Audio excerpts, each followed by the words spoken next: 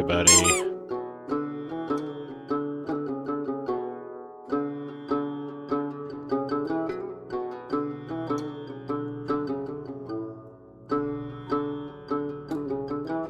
Hello. We are once again haying the seed knight, knighting the hayseed. We're once again thinking about Sep's gigantic rear.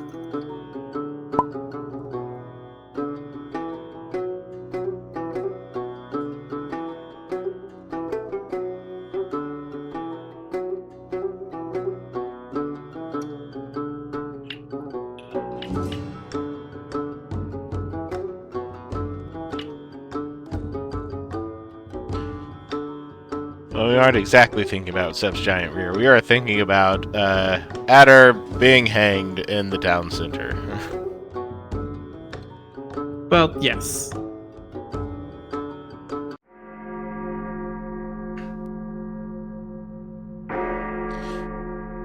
Bells tolled over the city, announcing the end of curfew, the start of a new day for the city at large. But the last for a poor, misplaced buck.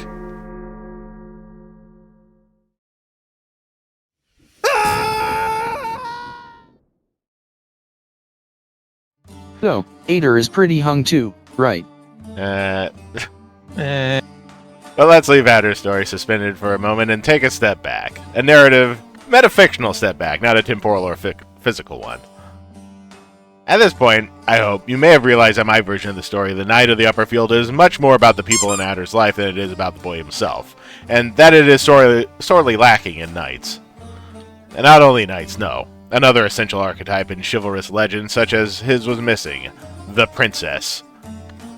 She'd been missing for a moon now, even though Adder knew her location with pinpoint accuracy. Fortunately for Adder's as-yet unwritten destiny, nobility tends to aggregate and grow together much like certain types of fungi. Not far from the scaffold, in a lonely cell by the entrance to the city guards keep, an imprisoned princess eagerly awaited her rescue.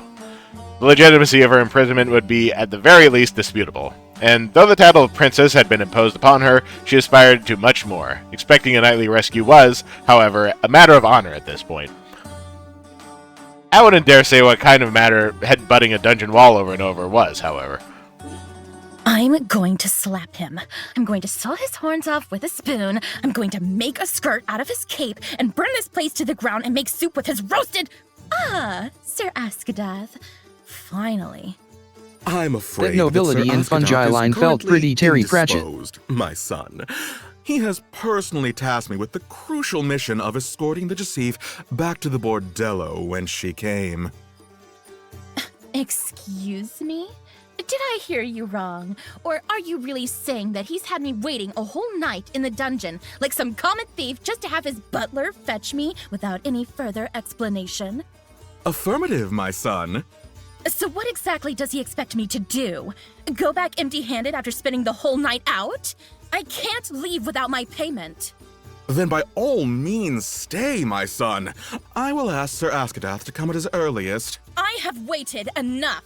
You will take me to him, or I will have you front the payment on his behalf. I don't appreciate your implications, my son. I am a loyal steward. I could never. Sir Askadath? Sir, if you have finished polishing your horns, there is a matter that requires your undivided attention. Hush! Have you been reading the I'm character bios brooding. in the encyclopedia? They're funny.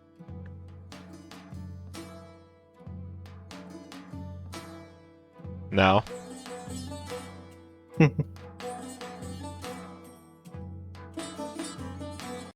mean, I guess we could, but I'm not sure why we would interrupt the game to do it.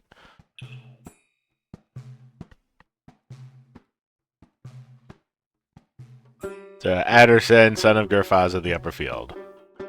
Age... Well, I did not say to do it right now. Well, when would I do it? Be timely in your suggestions, Fed.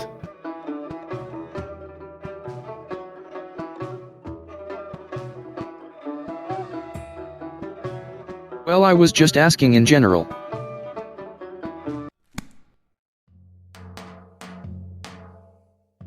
Can do it whenever.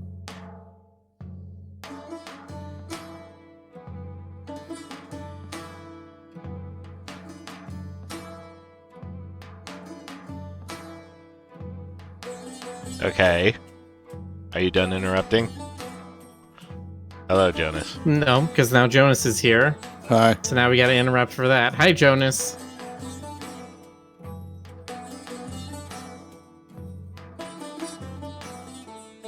I realize how important that must be to you, sir, but if I could have a moment of your time. I said no interruptions, damn it! It takes me out of my dramatic. The door flew open almost immediately. There stood a deer with a jaw and a chest with volume such that it would seem God saved some extra mass for him when all of deerkin was made. His huge horns were so gleamy and well kept that one could mistake them for marble. His arms were the size of melons. This deer-shaped force of nature tried his level best not to look terrified upon seeing the gazelle stomping towards him. Oh, do my eyes deceive me? Could this truly be the sun of my skies, the star of my firmament, the light of my... Don't even bother. Babe, please don't tell me you're truly willing to throw a tantrum over something as insipid as a short interlude in the dungeon. Short? It was dark out when you threw me in jail. 6 hours have passed since you said it would take you a minute. 6 minutes, 6 hours, what does it matter? I'm paying for your company all the same. Is that all I am to you after all? A dispensable whore? Then what would that make you, Sir Askadath? Watch that tongue, woman! You are making me look bad in front of my staff. My opinion of you remains unchanged, sir. Thank you, Bammit. Oh, so I'm not discreet enough for you, am I? Would you have me lower my voice, or hide my horns, perhaps? Should I wrap my tail around my waist and dye my hair so as not to stand out around you? Have you forgotten who you are talking to, Sir Askadath? Of course not! How could I ever forget? Jasif, Princess of the Sands, most fragrant flower, love of my life, fire of my... A mere step forward sounded mightier than any drum. Could it be then that a knight such as yourself can give orders to royalty now? Or have those polished antlers of yours grown so large that you can no longer see who you are addressing? Are you daft? Or are you just frozen to your sad, wretched core? No one missed the sound of Elbar's throat mate as Sep's nose touched his. Bammit! Fetch a barrel of my finest wine from the cellar and have it delivered to the Desert Rose at once! I want you to personally make sure that it is most excellent. Gladly, sir. Bammit scuttled out of the captain's office, leaving the couple alone at last. The burly deer breathed so deeply that it would seem his heart was about to collapse at any moment, but his short legs resisted quite well. Will that be enough? Of course not. Give me a portion of the assignation for Miss Rochelle as an added compensation. And pray I don't tell her I had to spend the night alone in the dungeon.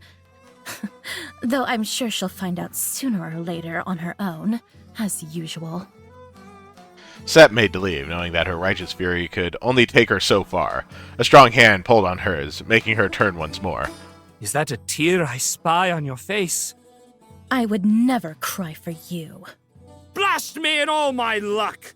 Oh, how cruel have I been without realizing so. The poison in your tongue was not without reason. Hide behind your lies all you wish. I don't deserve your honesty. I doubted my love for you at a match, but I now see you missed me just as much. Words alone cannot express the pain I feel, my princess. I cannot undo my carelessness, but I can at least attempt to better myself. Please, show me how to please you. How about an explanation? Now. Elbar's cape flew most dramatically as he turned away from Sep. Silence followed after, for the knight had to heft his heavy thoughts before speaking. A tragedy befell my house last night. Thamar's heir lies limply on his bed, his face swollen, purple and red, nearly as broken as his spectacles, as lifeless as his right arm. I feel as if the gods were playing an encore of my mistakes on him! Oh dear. That's horrible. What happened? What happened indeed? I cannot begin to fathom why my liege would rather spend his time in a tavern in the slums among society's slag instead of joining me for a drink in my palace. But that's not the matter at hand, is it? 2 men remained on the scene when my guards arrived. One was taken to his bed and one to me. All I know after the deed is that the very first moment I saw that wretched, one-eyed scoundrel, I could tell he would be the mastermind behind this attack. There was an abundance of one-eyed people in Heirloom, though not nearly as many as there could be, considering how much deer enjoyed butting heads. Sepp knew this. She knew it could have been anyone else. But the only giant tree man in the dungeon had been chanting the acquaintance's name over and over just hours before. One-eyed scoundrel? I hesitate to call that creature a deer. Taller than a palm tree, but with antlers short as a fawn's. He would seem a skeleton come alive if it weren't for his horrifyingly gigantic hands. Gross and gibbous, surely deformed by the atrocities he's committed with them. And it's not just his body that's twisted, but his mind. He could have fled, but no! That miscreant preferred to slander the name of my house with treacherous fabrications, claiming he was protecting the honor of some albino broad from Burbith. Elbar's remark was not without reason. Sepp knew this too, of course. That doesn't sound like Burbith? No. Did I tell you about the lengthy conversation I had with him when you brought him to the Desert Rose? He talked at large about my great figure and his fondness for dissecting corpses. Do you think there's a link between the two? Oh, don't mind his rambling. He's just awkward and a little quirky, that's all. It's all those dusty books they feed him in the academy. They cloud up his brain and his glasses. Wait, does that make Burbith a quirked-up white boy? Scholar anymore. Yes. Right. Well, as you well said, I certainly can't imagine him having any lowly impulses towards anything beyond his alembic. And yet... Limbic. Love these words. Elbar's ears perked up as Sepp mouthed the last sentence. She was venturing into some truly dangerous territory. Doesn't the case sound a little incomplete to you, Sir Askadath? I feel like there's a key piece missing somewhere. Not even a roe would be thick-skulled enough to attack a noble without a reason. A reason? A reason? What reason could anyone have to attack a crippled scholar? Such prurient curiosities what got my brother in this situation in the first place, Jasif. Do not spare any sympathies for that lowlife or his kin. His kin? Oh, of course. That's what this is really about, isn't it? Showing those reprobates how to deal with their betters. Who would keep them from trampling Macadar saplings and stealing offerings otherwise? Yes, you understand now! They may look and sound dumb, but their upbringing makes them deceptively cunning. Cunning enough to make you trust them with your biggest secret, only to abandon you when they learn more than they can handle. That's oddly specific, but yes! Don't ever let your magnanimity cloud your judgment, my princess. Those hoodlums barely count as sentient beings. You really have some opinions on Rose, don't you? What? No! Bite that sword, Jasif! I was talking about peasants, not yellow deer. I don't care what they look like on the outside, Barhan or Ekain, or anything in between. All that matters is that they are the same on the inside. They're filthy, stinky insides. Think of all the diseases they carry. Fleas, plagues, illiteracy. Gods, I feel dirty just thinking about all the farmers that still roam this city at large. Still. You killed him? I tried to do so myself, yes. But no matter how much I insisted that erasing such vileness from Dakna is my responsibility, Irgrab wouldn't shut up about breaking protocol if I so much as drew my sword. Is he dead or alive then? See for yourself. Elbar pointed towards one of the arrow loops on the wall, leaving the gazelle completely frozen on the spot for a moment. What was the appropriate reply to such an off-putting offer? What kind of horror did he intend to show her? A dormant sense of morbid curiosity won the battle against fear and respect. She advanced towards a window looking over the plaza. And there he was, Adderson, son of Griffin, standing on the scaffold with a noose on his neck and his hands tied behind his back. The executioner stood grimly beside him, exchanging words that Sepp couldn't hear no matter how much she strained her ears. In the time it took Sepp to blink, and doubt if watching this horrifying scene was actually a good idea, the executioner pulled a lever, opening a trapdoor beneath Adder's feet. I love that face. I know. I mean, I know he's being hung, but I love that face anyway. The way our protagonist fell was so simple and to the point that there was a certain elegance to it, a magnificence that Sepp could never appreciate, for she took both hands to her face instinctively, afraid she may scream in unison. And so spoke Adder, as the rope finally reached the extent of its length. Ow! Ow! Whoa! That didn't hurt half as much as I thought it would. Alrighty then. Which way to my next life? The whole plaza froze up. No one dared move or say a word. It seemed as if a spell had been cast on the audience.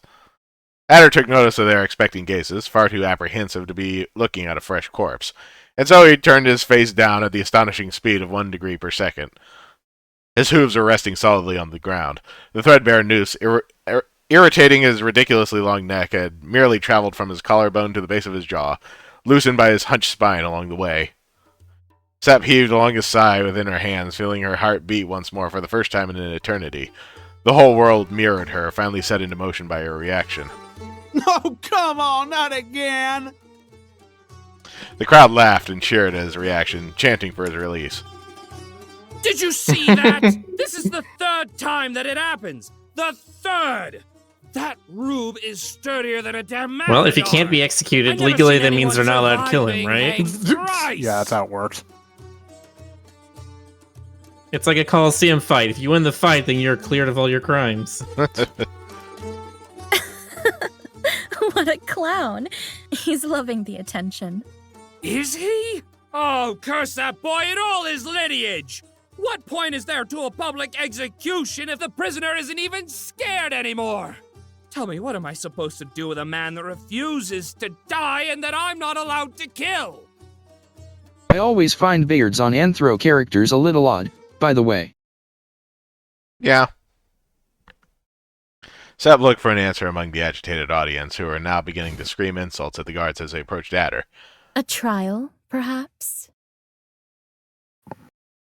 So, Elbar is actually my ancestor? What? But that can't be! Adder has to be the... him! Calm down, kid.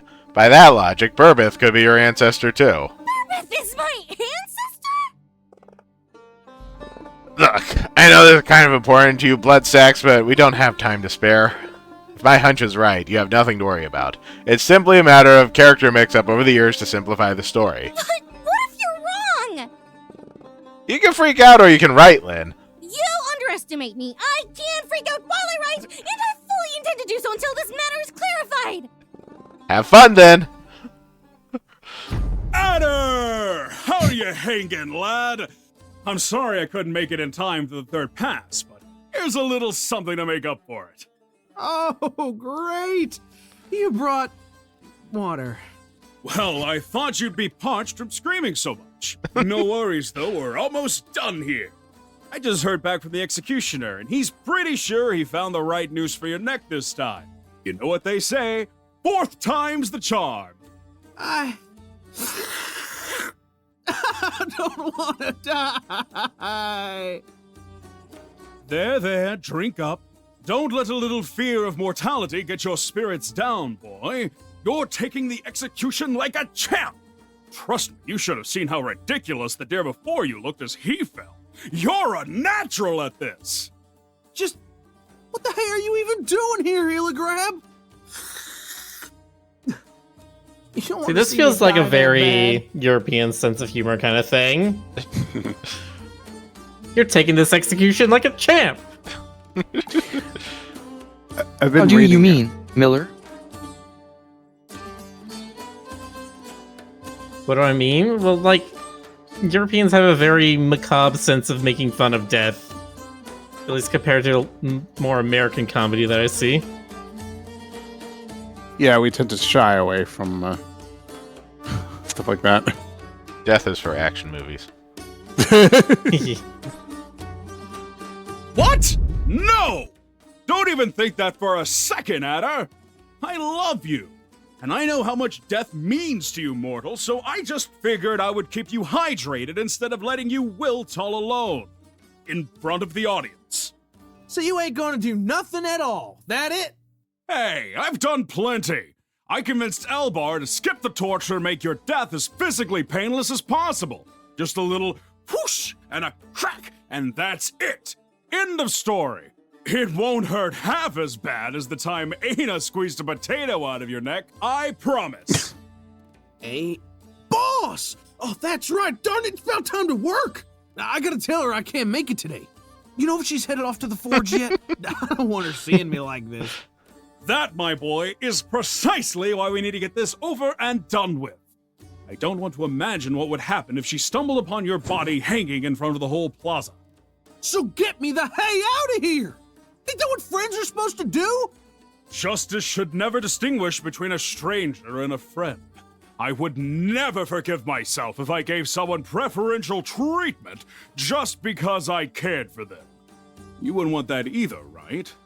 Of course I would! Knights are supposed to uphold justice and truth and fairness and all that crap you sold me on, but Lord Snotty Snout here's gone and sent me straight to the gallows for fighting off a creep just because he got a fancy name. That look anything like justice to you? No, Adder. And that's precisely why I need Aina by my side until the storm comes. All right. Noose lined up. Bring that poor sod The over storm, here.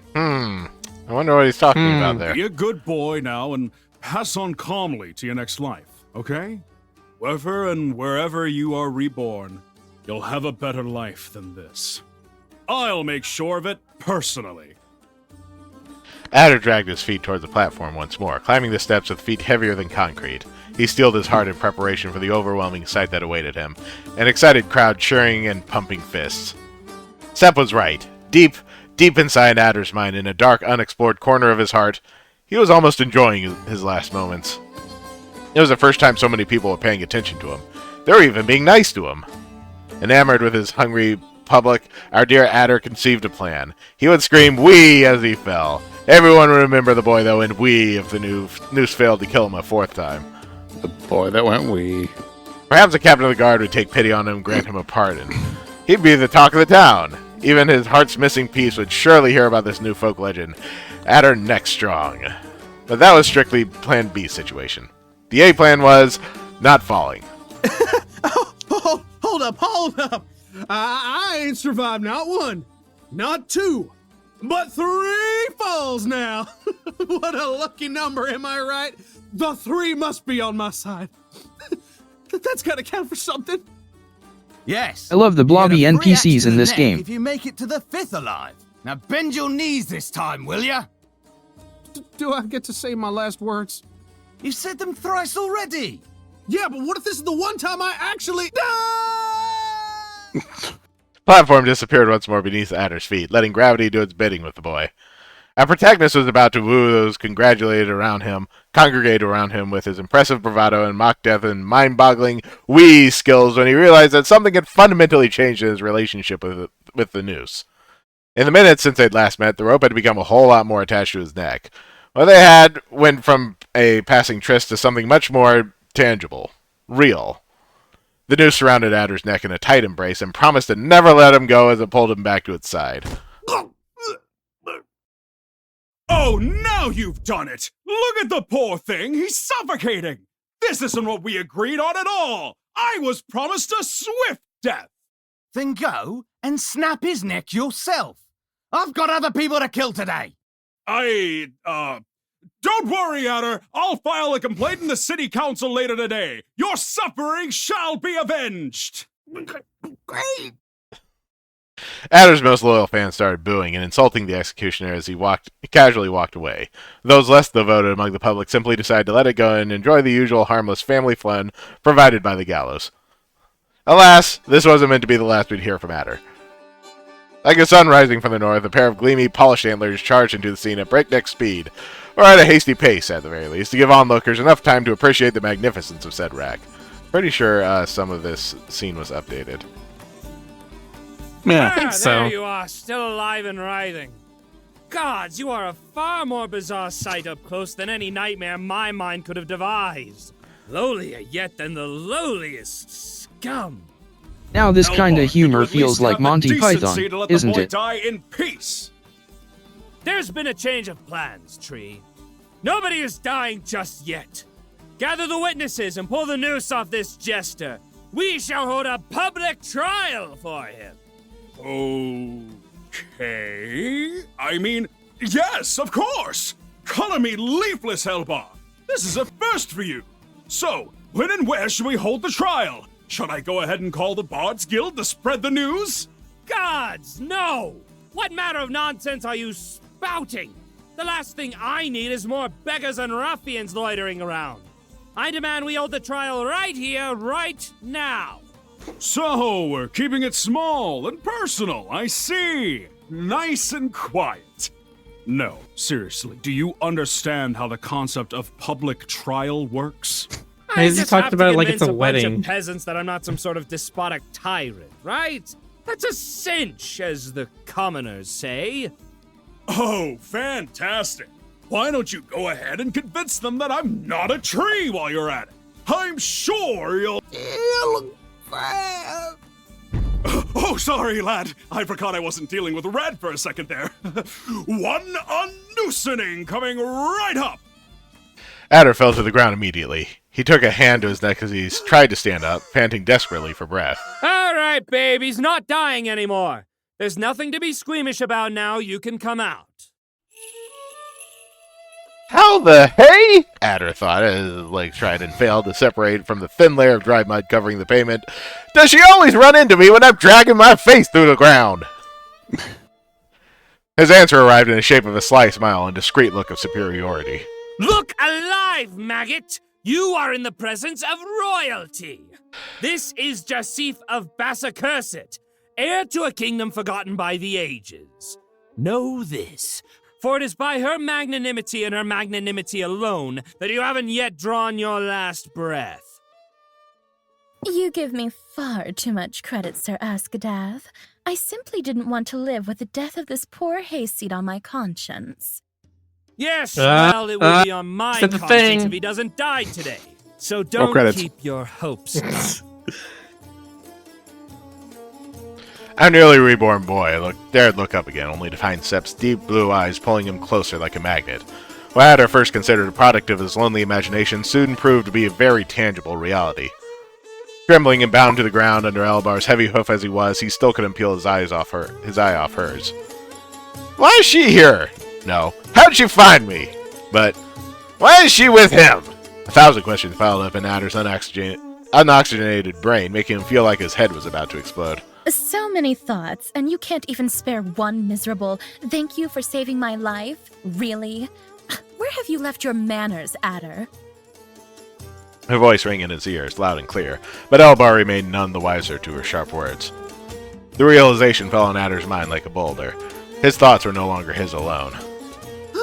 I heard you. I heard that just now. So what? I want you dead.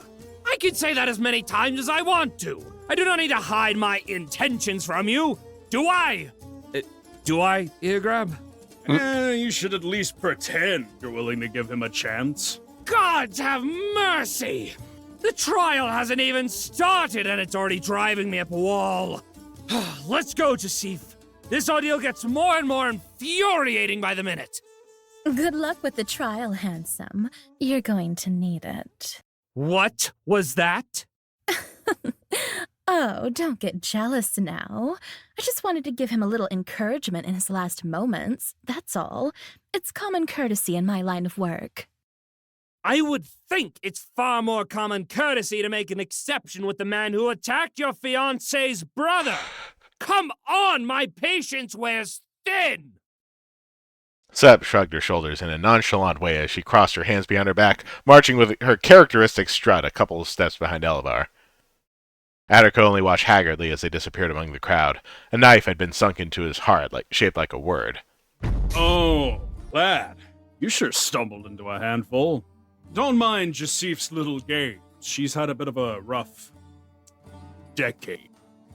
Brother? Did he just say brother? Oh, we're changing the topic? Great choice! I definitely didn't want to talk about her either. Brother indeed. Elbar here and your pal Burbith are the only recognized sons of the late Lord Thumar of Askadath. May the three protect his estate where his sons will not.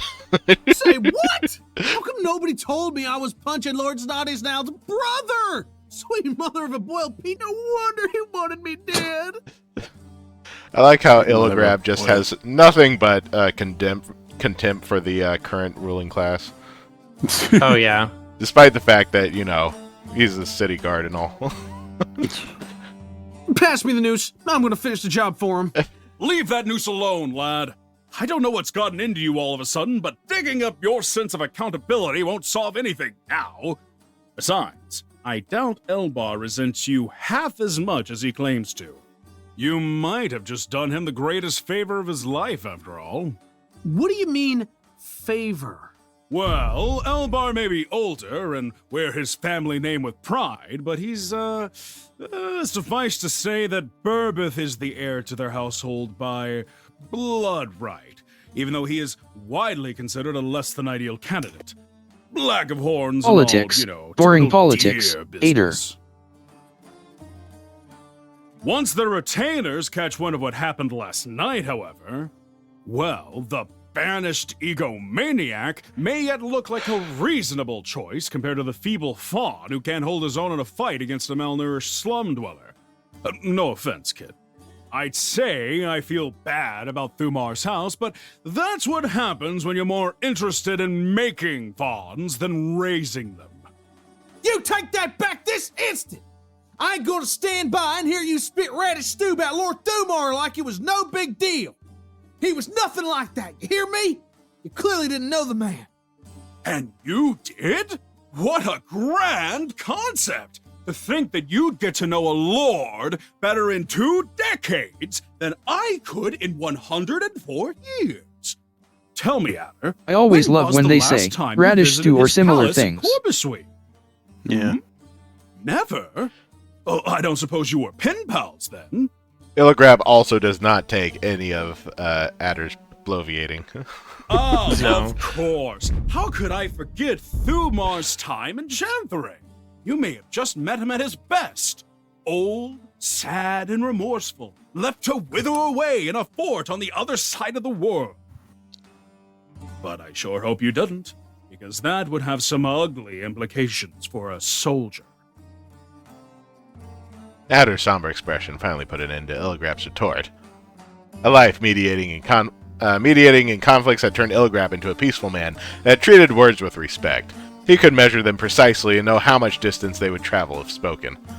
He knew that he'd gone a few leagues too far this time. Coming back would be a challenge. Come on, Adder! It's just you and me here!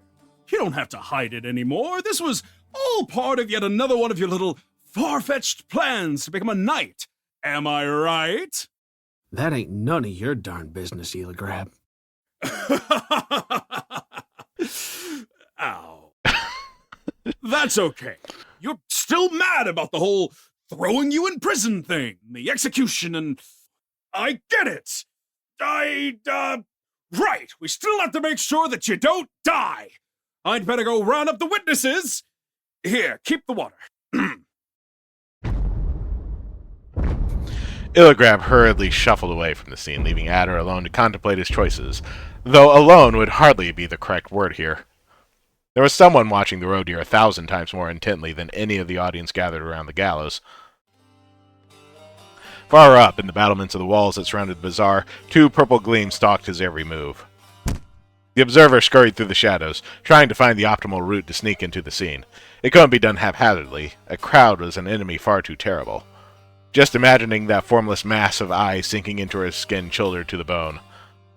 Adder looked like he was hanging on just fine in any case. A mere rope and a 1-story fall wouldn't be enough to take out the deer she had chosen as her apprentice, with or without the goddamn giant tree man's help. Her eyes shifted towards a lonely guard posted toward the plaza in a long stretch of a rampart.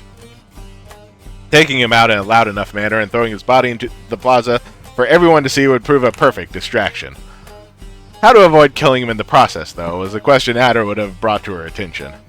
To be fair, there would be others, such as, did he deserve that, or what about his family? But moral dilemmas were hard, and her personal censor didn't have to know. Silent feet advanced toward the guard. Our morally ambiguous assailant raised her hammer against her unsuspecting victim, poised to turn the guard's helmet inside out. The hammer struck with a soft thunk, crumpling the steel in such a way that made it look like tin. Anna took a couple steps back as her thoughts began lurching against each other. It crumpled like tin because it was tin. There was only a smith in the whole city making customer order of fake tin armors. A custom order of fake tin armors. With eyes wide as platters, she struck the helmet once again, and again and again. She battered against him, and yet the guard refused to react to this brutal attack like he was supposed to. He didn't fall forward and plunge down into the plaza. He didn't crumple to the ground like a bedsheet. He didn't grasp or scream or bleed to his death. He didn't even have the decency to turn around before speaking. You must be the one called Aina. Basaktet. Ancient Basaktet. Older yet than the one every Barhan once knew. Old and rough, with words that stumbled from ear to ear, unsure if they were to be spoken, for they were directed at someone far too great for them. His words masked the sound of shuffled feet until it was too late. A newcomer lunged at her before she had a chance to turn and face them. Aina must not reach the deer. Aina tried to jump back and forth, struggling to wiggle her hand out of the powerful arm that had her in a headlock. The nature of her targets had never been a concern as far as she could think back, but her instinct told her it mattered now more than ever. The creature restraining her threw its head back, and soon a high-pitched sound filled the air. To the uninitiated, it would have seemed nothing more fateful than a minstrel blowing a flute, or perhaps a sheet snapping against the wind. A dozen other guards posted throughout the walls turned their bright eyes towards her, but only one of them began moving. You know, this wasn't exactly what I had in mind when I told my crew that I wanted our reunion to bowl you over. But you've got to admit that a hostile takeover is just our kind of surprise party.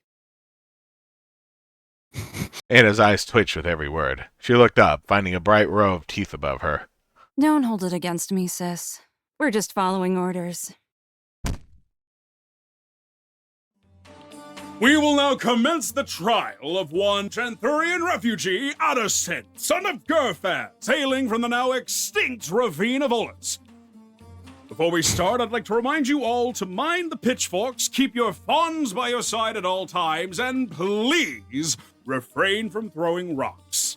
Addison has been accused by Sir Elbar of Askadath, son of Thumar, of making an attempt on the life of his liege, Lord Burbith of Askadath, son of Thumar, with whom he shares a father. That says but that tin is more not expensive than iron or steel. Is it? Yeah. I would have assumed cheaper. No, tin is much more rare than iron. Yeah, but tin is still like a jewelry metal. It is not an armament metal. Mother, half-brother, son of a maid! They don't need to know our goddamn life story! Get to the point already! Like, I would assume that would actually be pewter, which is tin mixed with mostly lead. Oh. Ahem! The Imperial Edict of Estates and Privileges dictates that any commoner accused of a crime against a noble house, be it in their own lands or in a foreign province, shall be disposed of as the highest ranking member of the affected family sees fit. In an auspicious and entirely unexpected subversion of this law, however, Sir Askadath has decided to hold a public trial for this peasant. Addison will be tried and judged instead by the city of Heirloom as a whole, against which he has committed the following additional crimes: unlicensed mendicancy, unlicensed smithery, unlicensed rivet peddling, street fighting, destruction of property, unlicensed reparation of said property, collaboration with a known Sevi, public drunkenness, and peeing on my leg that one time he was drunk. How do you plead against these charges, Addison? I plead Innocent! Innocent! Mr. Bard? Oh, Hirab. Oh, good gods, guard my toes! I didn't think I'd make it on time! I heard the words execution and one-eyed and I feared the worst! But you're here! You're fine! As fine as only you can be! Oh, my sweet cockeyed horn-eating ladder! Cockeyed horn eating, huh? Don't you dare worry me like that again, you dumbass! You are going to give me a heart attack one of these days! Bard, I don't know what to say. Look, I really appreciate the thought, but, Yes, you can apologize all you want later. We have more urgent matters to attend to now. Like your sudden bout of frontal nudity. Where did your stupid cape go? 1 night in jail and you're coming back with tattoos? Haven't I taught you anything at all? Who's that scraggly singing poodoo capering around with a hat stuck to his magnificent horns, Eargrab? Illigrab contemplated his feet wistfully, combing the ground in search of the right words to define 30 years of history buried beneath the pavement. Geoff keenly skipped this preamble. I am no poodoo, my lord. I'm just short, which is sadder. My name is Geoff, son of Eguy. Yes, that Eguy. And I am Addison's herald, manager, landlord, and lawyer. Kindly ignore anything this lumbering psychopath may say about me, Sir Askadath. Not content with having my father killed unjustly and destroying my life, this backstabber seeketh to get rid of my best friend as well. I'm only letting you stay with Adder if you promise to keep personal grudges and slandering comments to yourself, Geoff. That goes for you too, Sir Askadath. Illigrab wiggled his mustache nervously as he turned his face away. A perfect chance to strike. Geoff didn't waste any time doing vocal warm-ups. He jumped straight into the scene, dragging Adder's oblong head under his armpit like a solid piece of evidence. So what has this hapless backwater haven of peace done to deserve a sentence as ostentatious as attempted magnacide? Was the sight of his hunched neck and his deformed hands such offense on Sir Askadath's eyes that he longed for a quick death? Adder punched Sir Askadath's brother, Lord Burbith of Askadath, in the face. I need a second to review the case with the defendant. What were you thinking, you recalcitrant brute? nothing. I mean, I didn't do it just because I felt like it. That nutcase was obsessed with Dana. He wanted to prove she was a golem or something, so he pulled out a knife and he pointed at me, so I ran away. But then he began cutting in his robes, so... He began cutting in his robes, So what? What? Aina is a golem, Adder. Nothing but a puppet made of metal and marble. She moves with magic. She could have eaten that knife if she wanted. She could eat knives for breakfast every day if she wanted, and I'd still stand up for her anyway, because she's the best boss in the world, and nothing else matters here. I go to bed thinking that you've finally gotten over your onanistic delusions, only to find that you've lost your mind overnight. You can fool yourself, but not me, Adder. I know you were just afraid of letting him show you what her insides look like. I'm gonna show you what your insides look like if you don't shut your yapper this instant, Geoff. Kalos, did they actually confirm Gollum or not in previous chapter? I wasn't there for that. No. No. They have not confirmed either way. You dare threaten me? Me? Well, okay. Either she is like the most impressive and unique golem that has ever existed, or she's not a golem. The deer that loves you like only It's your like mother could. everyone but Ader is sure that Ina is a Turn on golem. me over a stupid piece of... Look, she looks so different than anybody else.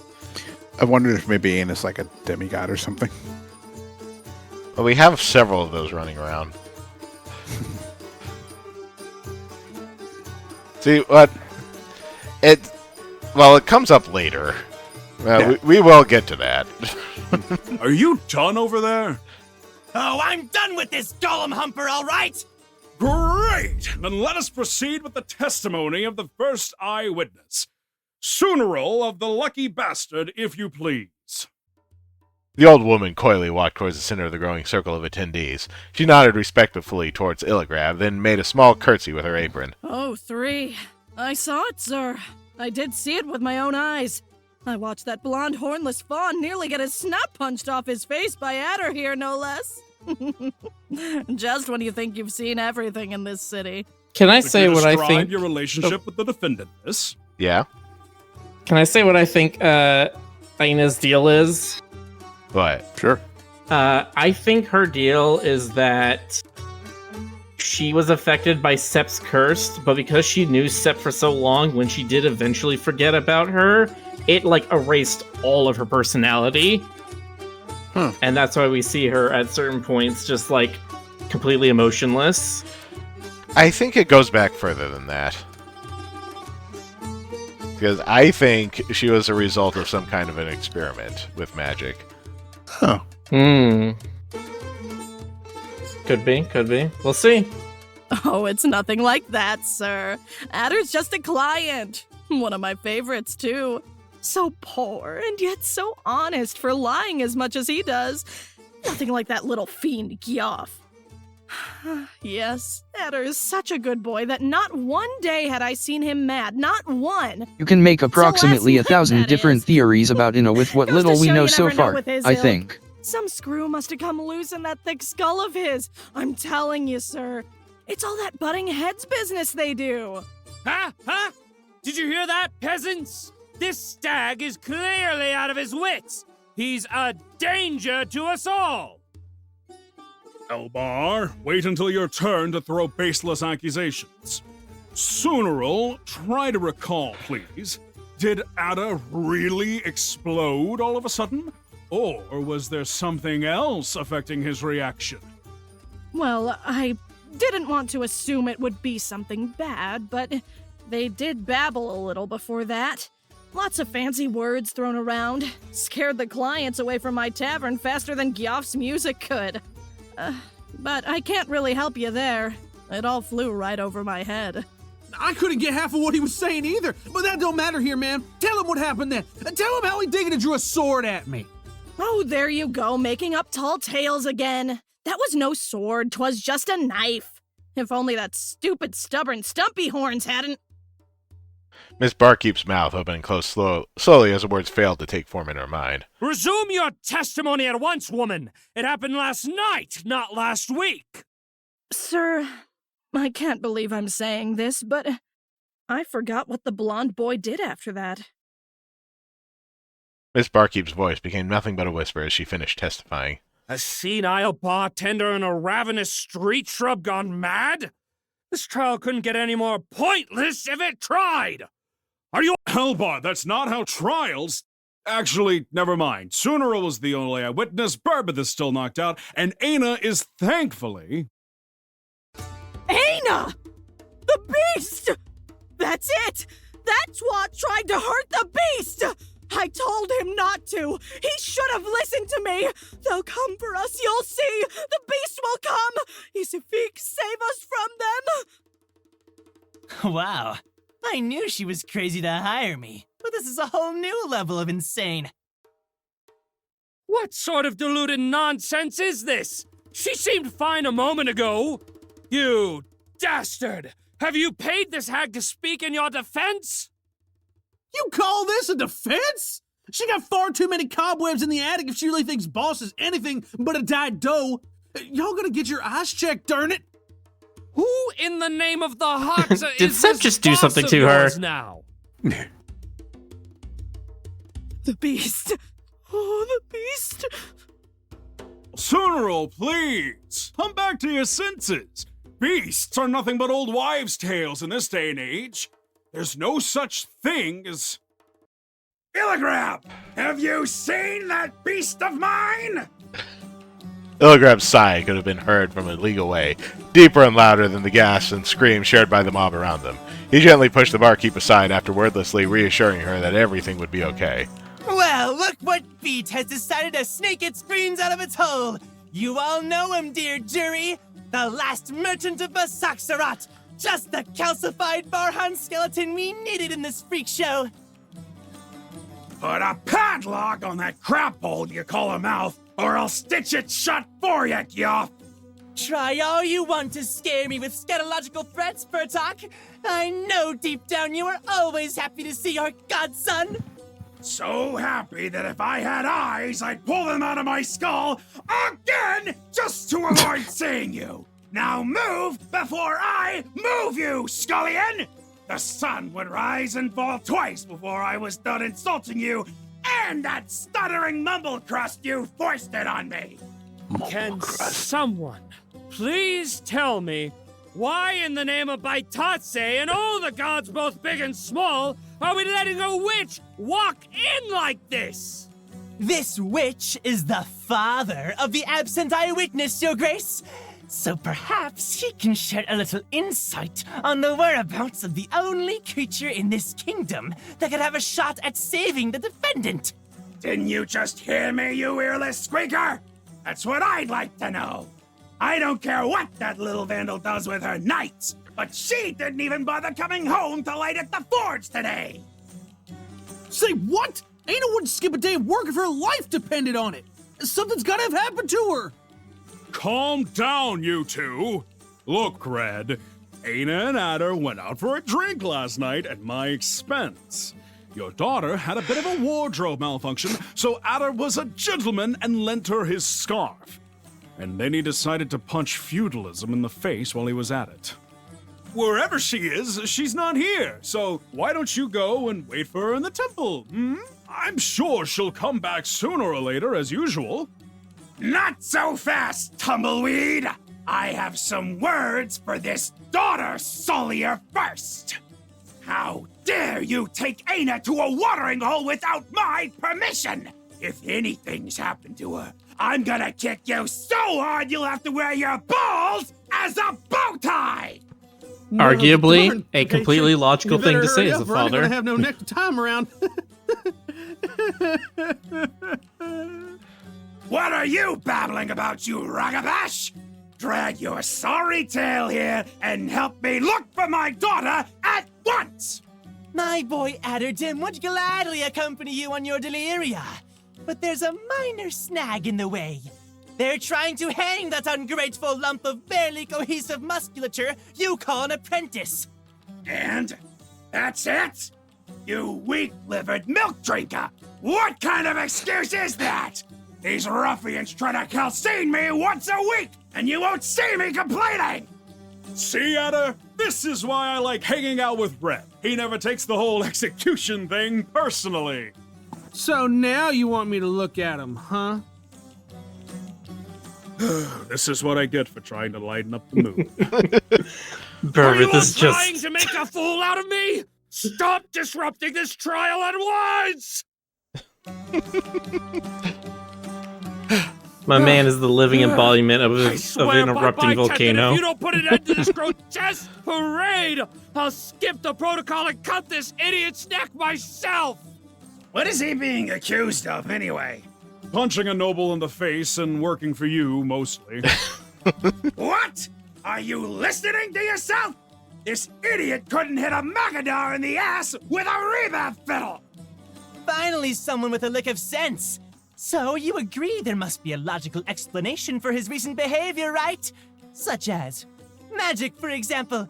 Come on, Purtalk. Why don't you tell the audience how you used your spooky, stuffy wizardry to cast a spell on Anna?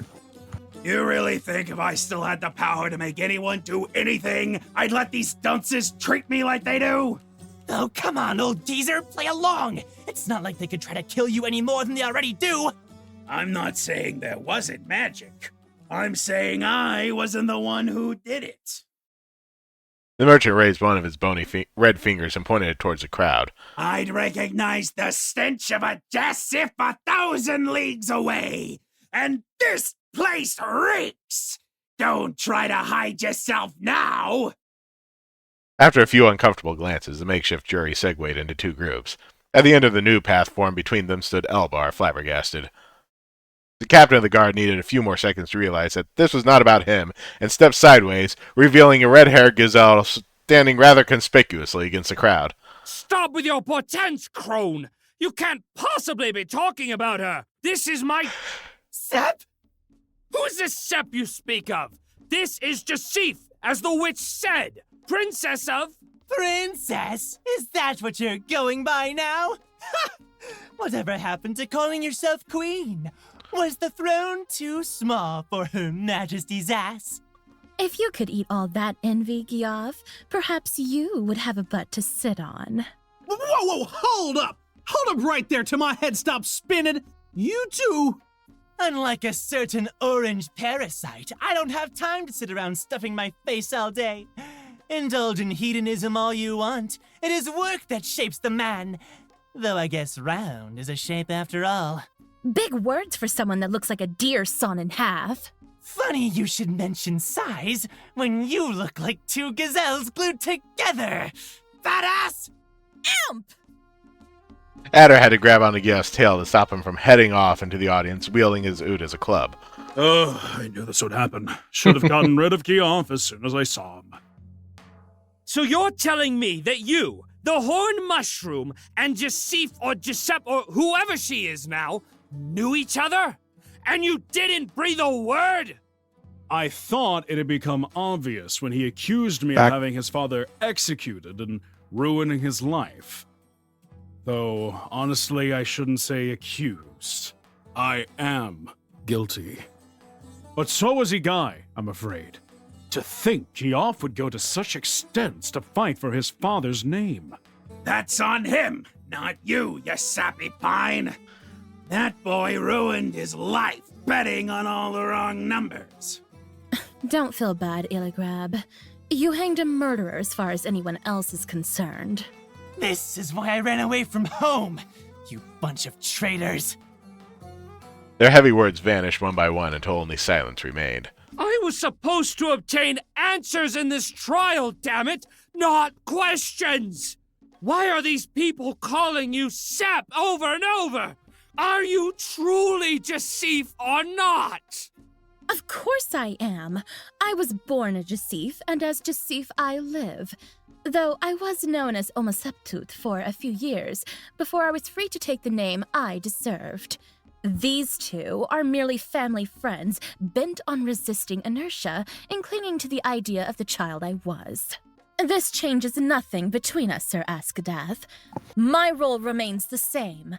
I am Giuseppe, brought from the brink of oblivion in the sands of Basaxarat to be raised in the desert rose, while I wait to build my kingdom anew.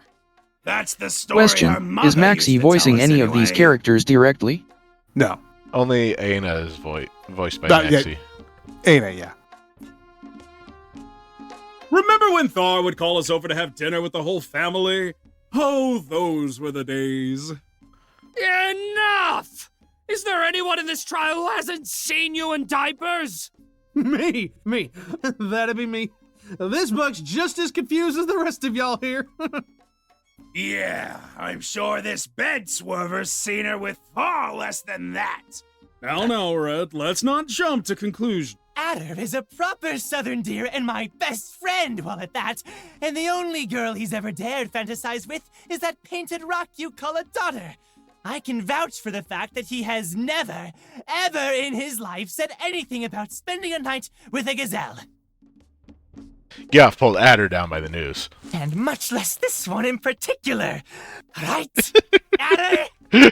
Still water runs deep, you little truant. I have to imagine the crowd watching this unfolding before them. Just passing around a single bucket of nuts, just snacking on it while they watch. Oh, come on, patron. Look at me. I mean, listen to yourself. Who'd ever want a deformed buck like this one here? Hands like a shovel, face like a shoe. If you saw me naked, you'd know there's always someone better to do. Speaking of better things to do, I'm sorry for interrupting our little dainty family reunion, but this will get long if we don't hurry it up. May I remind you all what we're trying to achieve here? Shut it, plant! I wish to hear what this old Fogy has to say about those two first. I'll be brief. Fogy? It should be Foggy. Yeah. Brief I was know that one. Brief was a blow the red man delivered upon Adder's stomach. The boy curled over his cane, displaying the burns that ran across his chest and shoulders clearly for all to see.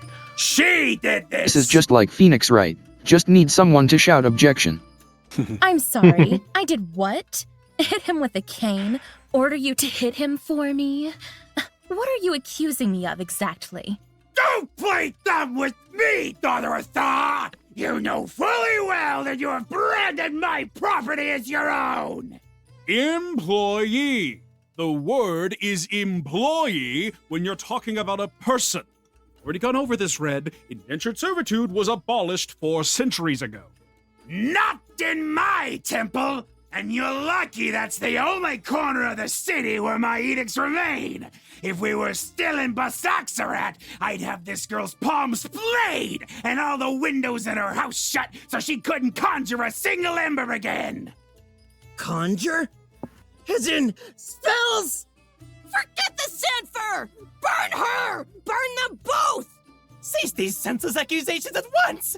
Weren't you the one who wanted to bring magic into this? Here's your magic! This shameless broad has been pawing at my daughter's apprentice for quite a few moons now. She could have been using him for anything she wanted. Red, I hope you realize you're making some very serious accusations. Lethally serious.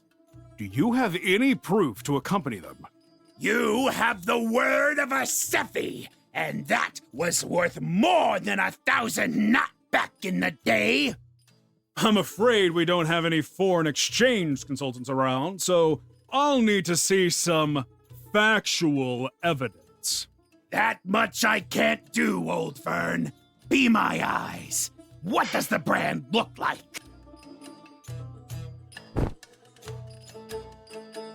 The mob became a single whispery unit and congregated around Illigrab.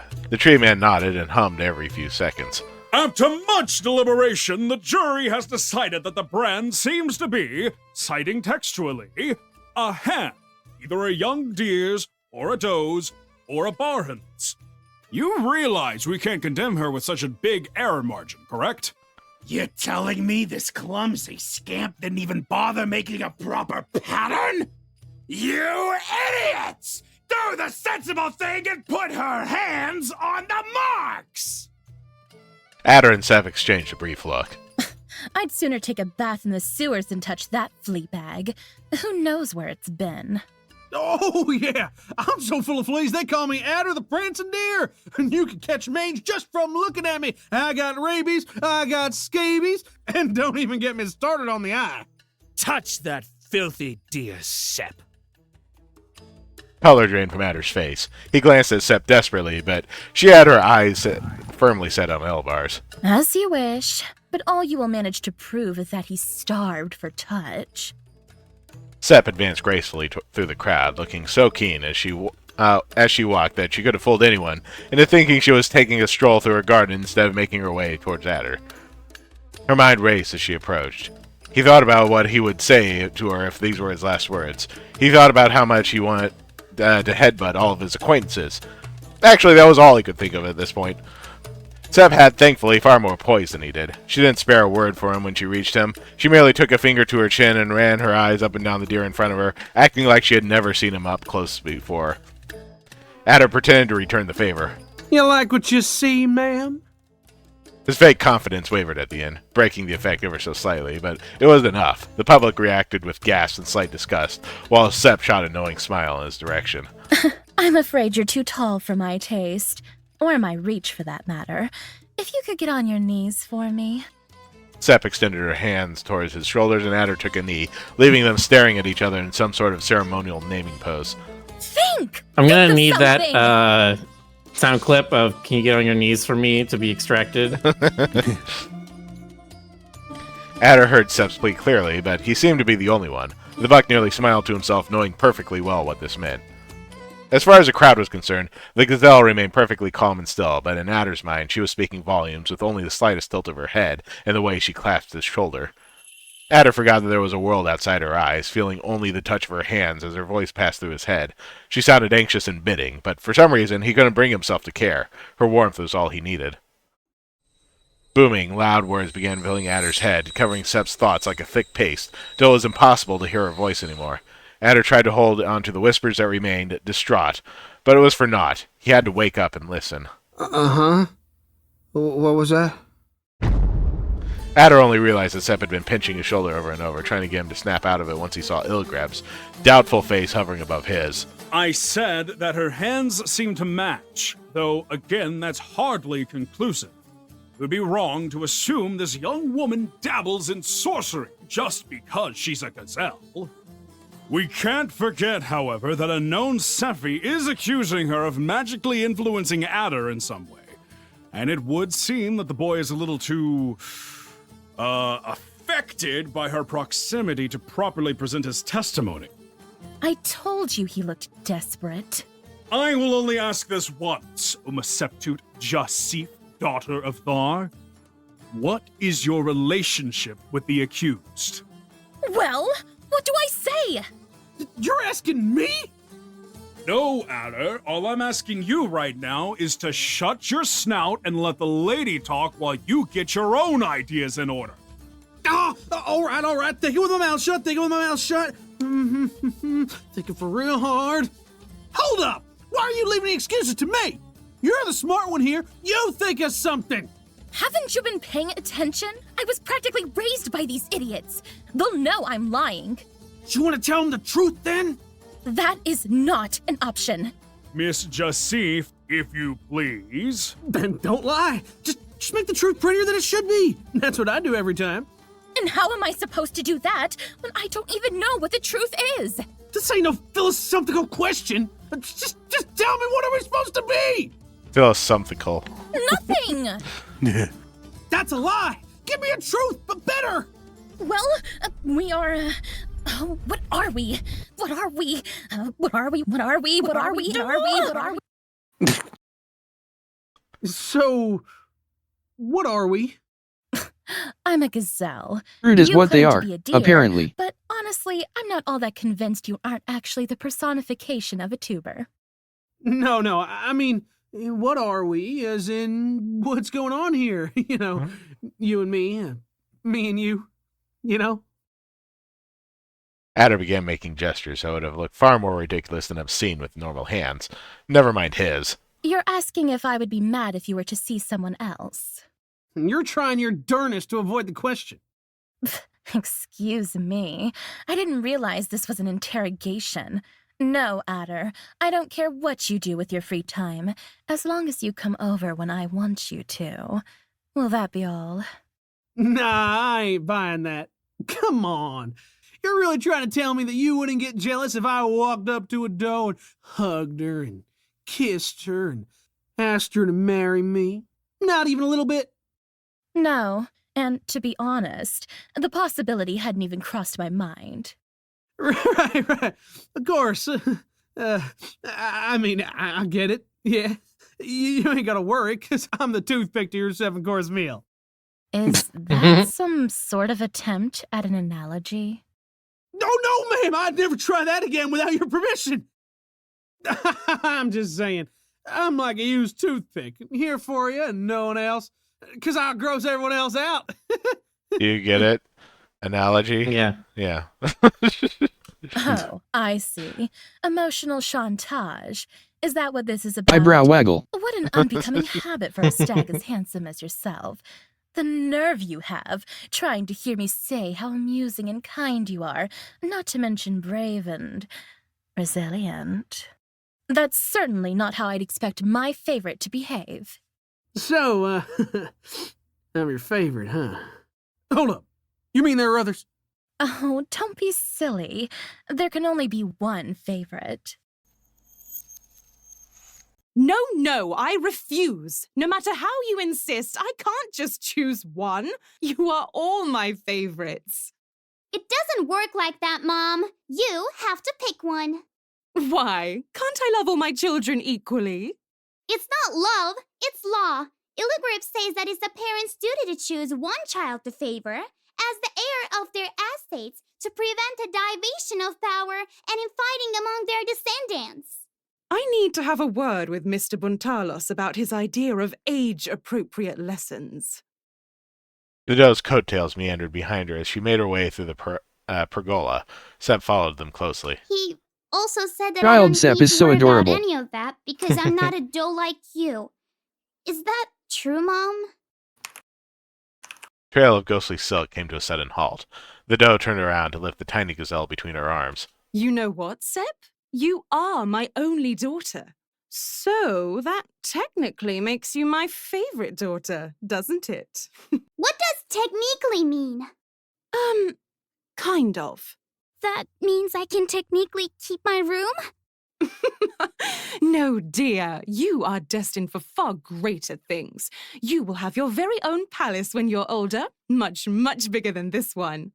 But I don't want to go.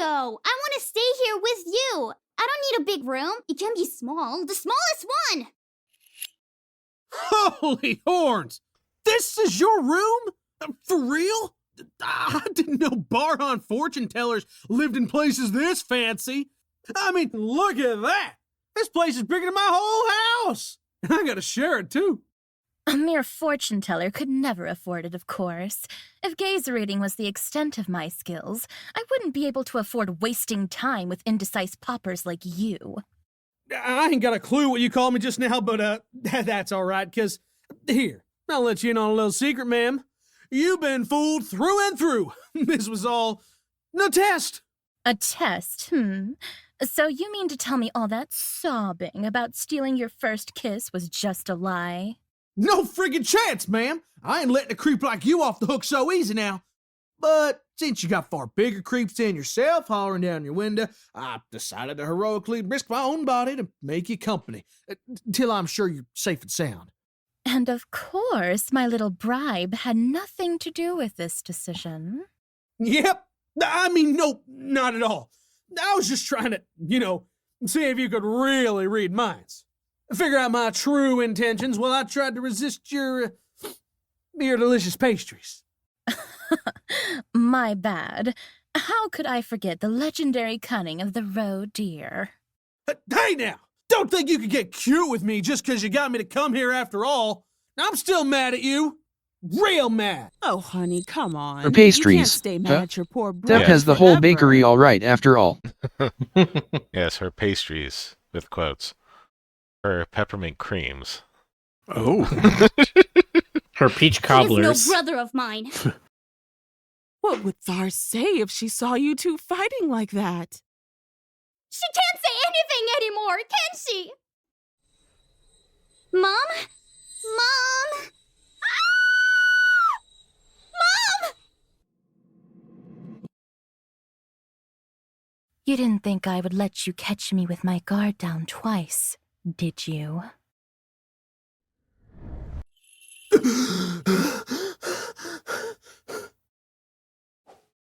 Adder bolted up, his mind in a daze and his face covered in sweat. He felt like a volcano had erupted from his heart, setting his whole skin ablaze from antlers to hooves. But that wasn't the most distressing part. Something was grabbing his shoulders, something far more powerful than himself, something bright enough to show through his shut eyelid. He had lived through this once before and came out scarred, but his body refused to learn.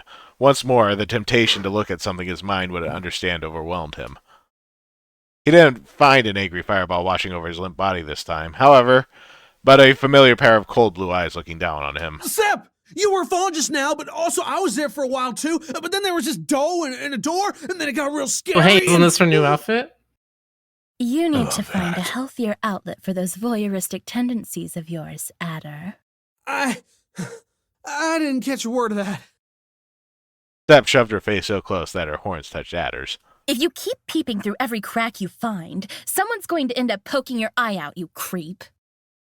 Strength of her grip intensified for a moment, before finally letting go, putting an end to the unnatural flush Adder felt all over his body. Both his skin and his thoughts began cooling down little by little as she walked away. You calling me a creep? You? I hate to break it to you like this, ma'am, but I'm precisely the one that needs a lesson on keeping his hands to himself the most in this.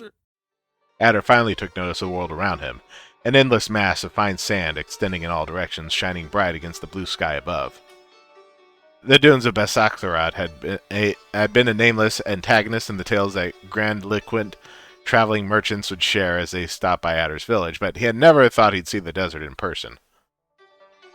Its land wasn't completely barren, though. Columns of alabaster rose from the ground, forming magnificent colonnades just like those that decorated the Temple of Hero back in Heirloom. In the center of it all stood Sep, watching from a throne that sat in the nearest point between derision and amusement. Where are we? Grandiloquent is No. a good word. When are we? You are right here and right now. Don't change the topic. Whoa, hold up! This ain't no memory, is it? I'm thinking. I can hear my thoughts. Congratulations on your newfound powers of introspection. Powers of what? No, Adder, this isn't a memory. This is something far, far more personal than that. I guess you could say that you are standing inside my mind right now. Though, a more correct way to put it would be saying that you are trapped. Say what? No way you could do that! Of course I can. I can do whatever I want inside my own mind. And as the ancient Bazakted adage prays, an open door is not an invitation. You showed up uninvited, and so I have decided to lock you up like the burglar of secrets you are. Nice try, but I got enough of these inspection powers to tell you're trying to use my tricks on me. I ain't so scared of you. I'm just gonna eat any half-baked magic-y radish stew you cook up, ma'am. See? Your advice is useless if I don't know the whole truth first. You don't know what happened either? I can only speculate as I try to piece together an explanation. My best guess so far is that our little bonding experiment worked much, much better than I anticipated it would. Adder clutches burns. Bonding sure is a fancy way to call what you did to me. The fact that you remember enough to be bitter proves that I did indeed manage to find a relatively harmless way to circumvent the curse. I've made a historical breakthrough, and you should be thanking me for my efforts. Oh yeah, thanks for the tattoos and all the nights I spent hollering down your window without an answer. What did you fix my mind for if you were just planning to act like you didn't know me? You like seeing me hurt like that? Yes, making you grovel is definitely always a plus. But I'm not so cruel as to plan something like that in advance. It was more of a spontaneous decision, a change of heart, if you will. I realized that I quite enjoy tormenting cowards. I ain't no coward, I was just scared. You can't blame me for running away. You set me on fire! Did you spend a whole moon ablaze? Adder looked up at the gazelle looming over him. He realized that he was trying to win a conversation on a topic he didn't even want to recall. The weight of his anger turned to hurt under the pressure of her stare. Where are you going? I'm gonna go find the exit and get so you don't gotta see my ugly mug ever again. You do realize that the part about being locked up wasn't a lie, correct? This is my core, my retreat, the place where I go when it looks like the sky is about to fall on me. No one should be able to reach this deep within someone else's mind, and especially not you. I found my way out of deeper pits, no worries. Only thing I care about is getting out of here before it's too late. Late? Really? You think you're going to be late inside a thought? Oh, that's precious. Please explain to me how someone as clumsy as you managed to slip past my defenses, because I seriously can't understand it. All I'm hearing is blah, blah, blah. Adder's dumb, and I already knew that.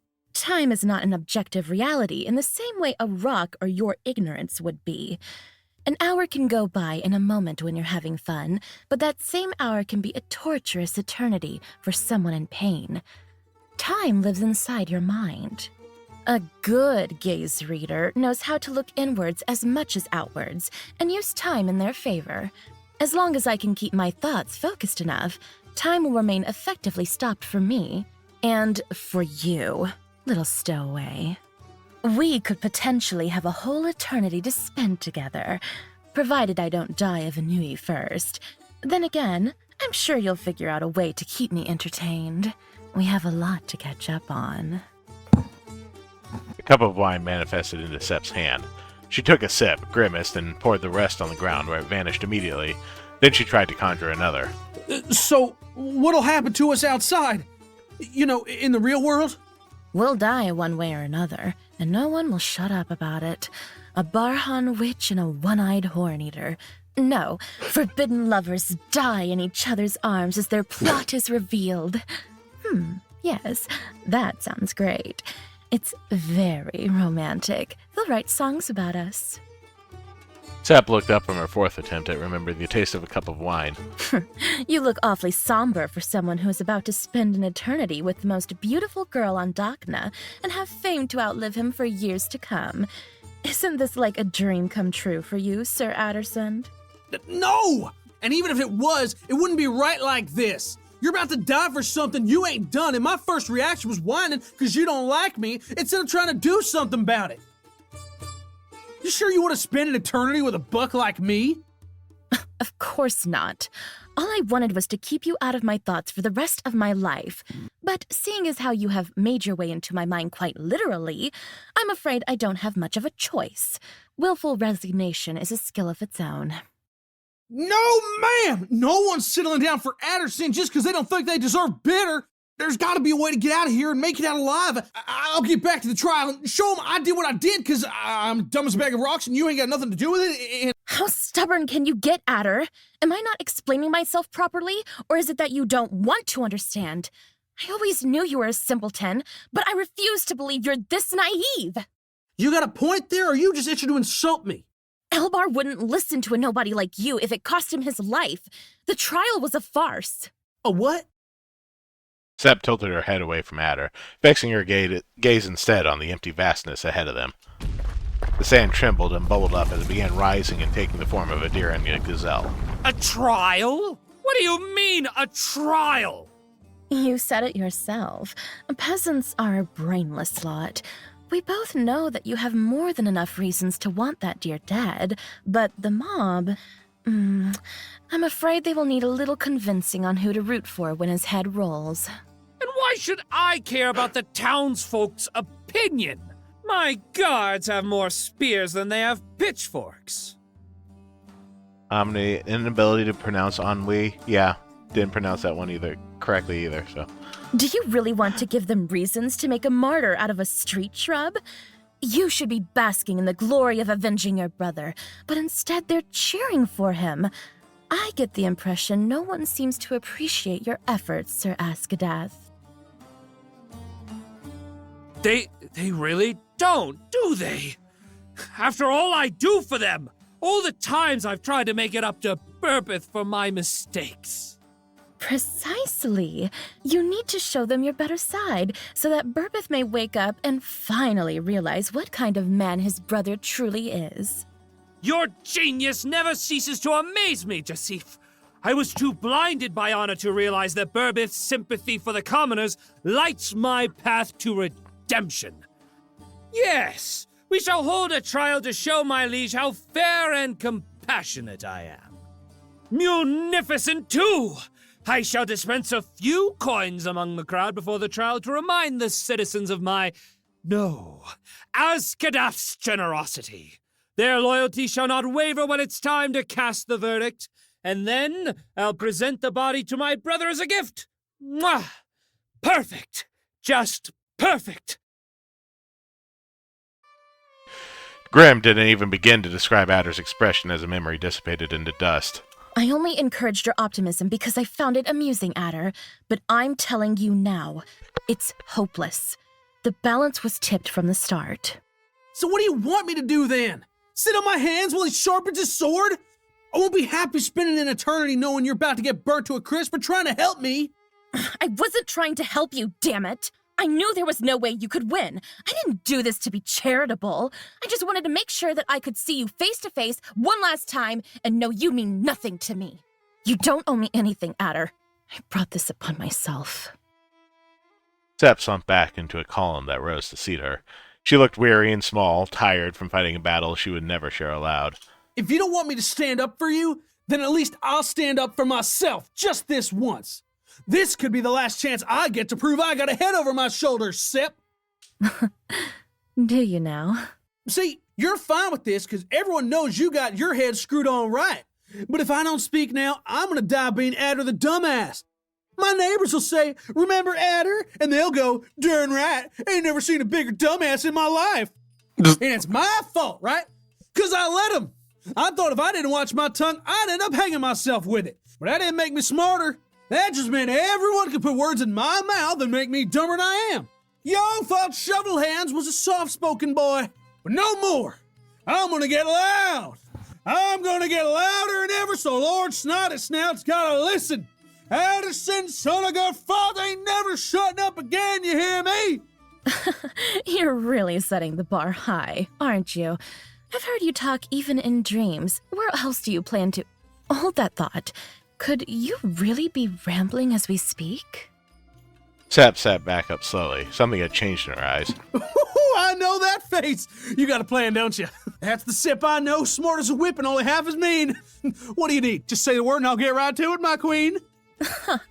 That's a great start. But you are going to need more than mere compliments if you want to convince Elbar that you deserve a second chance. I'm getting mixed messages here, ma'am. You think I got a chance or not? Didn't you just say he wasn't going to listen to a word I said? And he won't. You could warn him that his head were on fire, and he would refuse to listen to you on the basis of not liking the way you speak. He's more concerned with the envelope than the letter. If you manage to get past Elbar's brashness and appeal to his sensibilities, you'll find that he's hiding a heart under his delicate ego. The magnitude of his emotions is his biggest weakness, and I, of course, happen to know how to stir them better than anyone else. Whoa there! Don't go getting ahead of yourself now. I don't want you magicking up nobody else's memory again. As if I had to. There's nothing Elbar loves more in the world than a good tragedy, and you are nothing short of miserable. I'm sure that if you could stroke his ego a little and spin some sad tale, he would call off the trial and pardon you immediately. Sob story's all you need? Call me Weeper Whaler Adder then! I've done far worse than cry a little, save my butt. I ain't even gonna break a sweat. But that still begs the question, ma'am. Where'd that leave you if it works? Sep blinked, clearly taken aback by the sincerity of the question.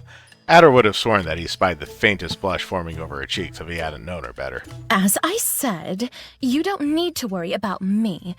Elbar will call off the trial before he lets anyone soil my name, or his by association. Is that right? He sure looks the type who don't need help soiling his anything. Takes one to know one, I suppose. Both the gazelle and the deer shared a mean, knowing grin. What do you say we call this even for now? Truce? Truce. Only until I can get you out of my mind, of course. Would you kindly show me the way out then? Could I even? I have an idea of how to get you out of here, but it's kind of a drag, and it's going to take us both quite a lot of mental preparation. I'm getting exhausted just from thinking about it. Sep crossed her legs in a very calculated fashion. Adder couldn't do maths, however. What are you willing to do in exchange for my help? Oh, darn it. You got me right where you want it, don't you? I've been playing hard to get, but I'm afraid a buck can only fight back for so long. Oh, what the hey? Come on up, you goof off. I'll carry you there. I'm very appreciative of the line. She crossed her legs in a calculated fashion, but Adder was not good at math. That is... that's some fun writing right there. Sep headed off in a seemingly random direction, not bothering to look at him twice. Hey, Sep, I'm not that dumb. I was just messing with you. We could still... Sep, wait up! Don't give me the cold shoulder now! I've missed you too! Sep! My plan to get you out of here involves a bit of an abstract petition. I need you to follow the trail left by a particularly disruptive feeling, one that has been keeping me up every night since you ran away. Adder almost opened his mouth to intervene with his version of the story, but he managed to remind himself he wasn't standing on solid enough grounds to argue. At first, I thought it was fear. I was afraid that you would summon the guards and tell everyone what happened. I was convinced that my time had come, and I prepared myself to embrace death. But you really thought I was planning to tell on you like that? I am scared as all get out. A prairie buck could deal with this gal being a mind-reading horn hottie, not a gosh darn friggin' fireball. But that don't mean you stop being you. I'd never let nothing happen to you. So I saw, now and then, and once my fear vanished, I decided to stop worrying about you and return to normality. I managed somehow. Everything was going better than ever for me, and yet the restlessness just kept growing. Ever since that night, I keep recalling parts of my life that I thought long forgotten. I can't take a single step without second-guessing myself. I fear I'm turning soft, weak.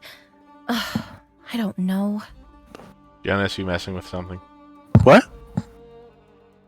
You keep rumbling over your mic. Oh, sorry about that. I didn't know that was audible. I'm sorry about that. I didn't hear it either. No. Is it me? No, it was Jonas.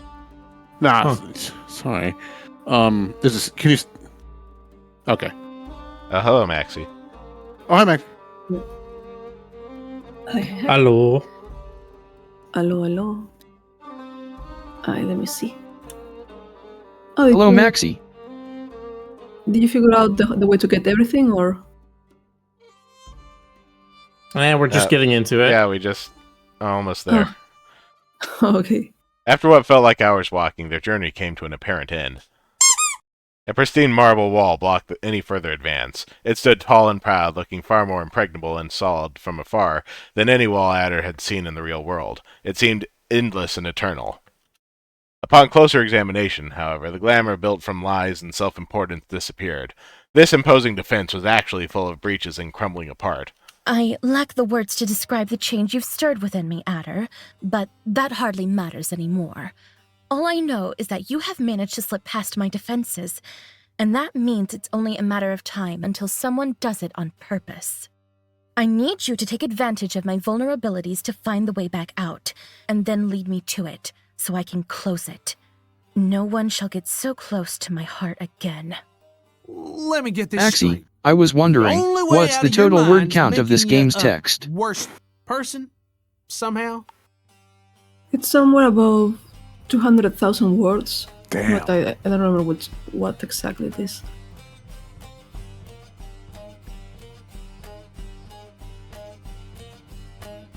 Let's see, 200,000 words. Normal novel size, right? Novel's like 240,000? No, novel's like 120,000 at most. Yeah, this is like chapter 1, I believe, was like 30k with all the changes, like 30k, 40k, something like that. Chapter 2 was like 30k. Chapter 3 was like 70k, depending on because of the journal entries. Chapter 4 was shorter than that. Chapter 4 was like 53k, and chapter 6 is like Chapter 6. 80k. Chapter 5 is like 80k. Sorry, Okay. I just woke up at 6 a.m. I was like, what? There's a secret Quite a 6 lot chapter? more than I was expecting. You tricked me into reading a book, Maxie. Yeah, you and everyone. A 200k is still like 18 hours to read through altogether. Yeah. It is a long ass. Yeah, that's about this game's I playtime. suppose that is one way to put it, yes. Good people don't exactly thrive in the upper crust. That's why I'm closer than ever to power. And you, well, the news suits you just fine. I don't know, Your Majesty. I get the feeling you're being just the usual amount of ugly to this buck. You sure anything's changed at all? Don't mistake cooperation for forgiveness, Adder. You deserve my help, not my kindness. I am still terribly mad at you. Look, I know I messed up, and I messed up a bunch, but you ain't the only one with reasons to be angry. You ain't got a clue what it's like to hide a charred chest and a secret like that from all your friends for a moon. I'm just saying, ma'am, if you think you get to be madder and adder, you're... Time decelerated to a near halt as the accidental pun left Adder's mind, escaped his mouth, and reached Sep's ears. Her lips began trembling, followed by her cheeks. A flush of red covered her nose, and for a second, it looked like she would lose their impromptu challenge. As I was saying, your intrusion may yet prove to be a net positive on my life. Show me how to steal my heart, and I will gladly return the favor once we go back to the real world. But why would you go and leave something so important in these shovel hands? You sure you want me seeing all those memories? I mean, you know yourself really well, right? Can't you just go in there and use them inspection powers to point me to the exit? Introspection, Adder. And no, self-deception is much stronger than self-help.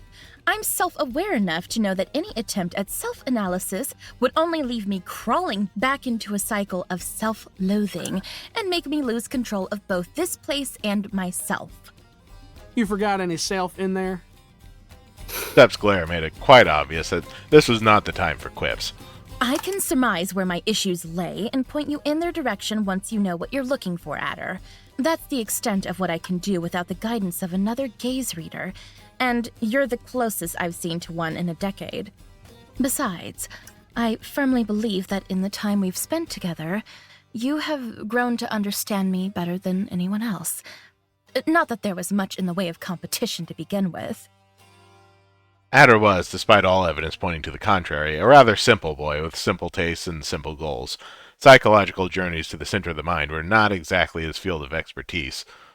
So, I just gotta take a walk in the slums of your thoughts to find a hole in a wall I can fit through, and then we'll go cry together in front of Elbar so you can get back to your life and I can get back to mine, and we can stay out of each other's hair forever like you wanted. That it? Yes, but it won't be nearly as simple as you're making it sound. Defenses come in layers, each stronger than the last. I don't remember all the feelings I have locked away behind them, but you will. You will walk away carrying my pain with you. You need to start treating your powers with the deference they deserve, Adder. A gaze reader can become an impotent witness to a person's worst nightmare, or worse yet, a participant in their darkest hour. That's a mighty fine reason to be careful, no doubt.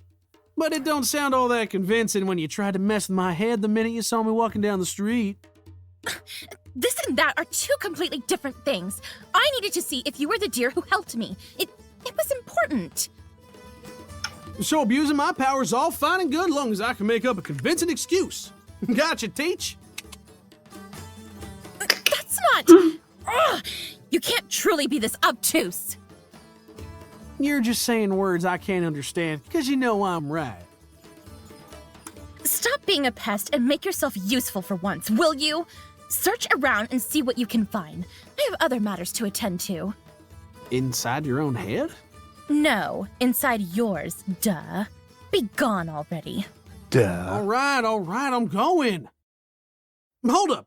Where am I supposed to go exactly? I can't just walk up to a guard and say, "Good evening, sir. Would you kindly point me to the nearest mem—" The guard manifested out of the sand, fully dressed and looking even meaner than the real ones.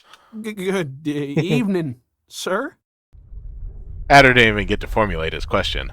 A low rumble preceded an earthquake, turning the sands below his feet into a bubbling mass. Adder ran and jumped from roof to roof as a whole district began growing under his feet, a familiar one at that. The dust finally settled, revealing a detailed recreation of Heartache District, or at the very least the part Adder knew best, which could only mean one thing. Our amateur mind traveler turned around, finding an otherworldly red mansion standing proudly against all the comparatively discreet houses around it. Adder had found his way back to the Desert Rose, as usual. Contrary to what the uninitiated in Heirloom's culture may think, the Desert Rose was, most certainly, not a house of ill repute. Quite the opposite. It was a jewel of the crown of the Heartache District, maybe of the whole city. One would never be ashamed of being caught stepping in, for that would mean they had the kind of resources to behold the multifarious dances, magic displays, and general extravagance their usual patrons partook in. Fewer yet would even dream of carrying enough coin in their pockets to avoid a sojourn in this multifaceted cultural center.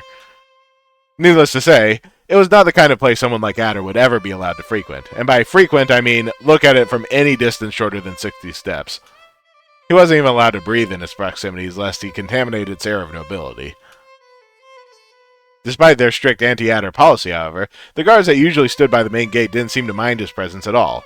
They looked rather complacent and not at all stabby. Right. Of course, this is just one of Sep's memories. None of this is real. You ain't here at all. Well, I mean, I guess you're here. You're just not here.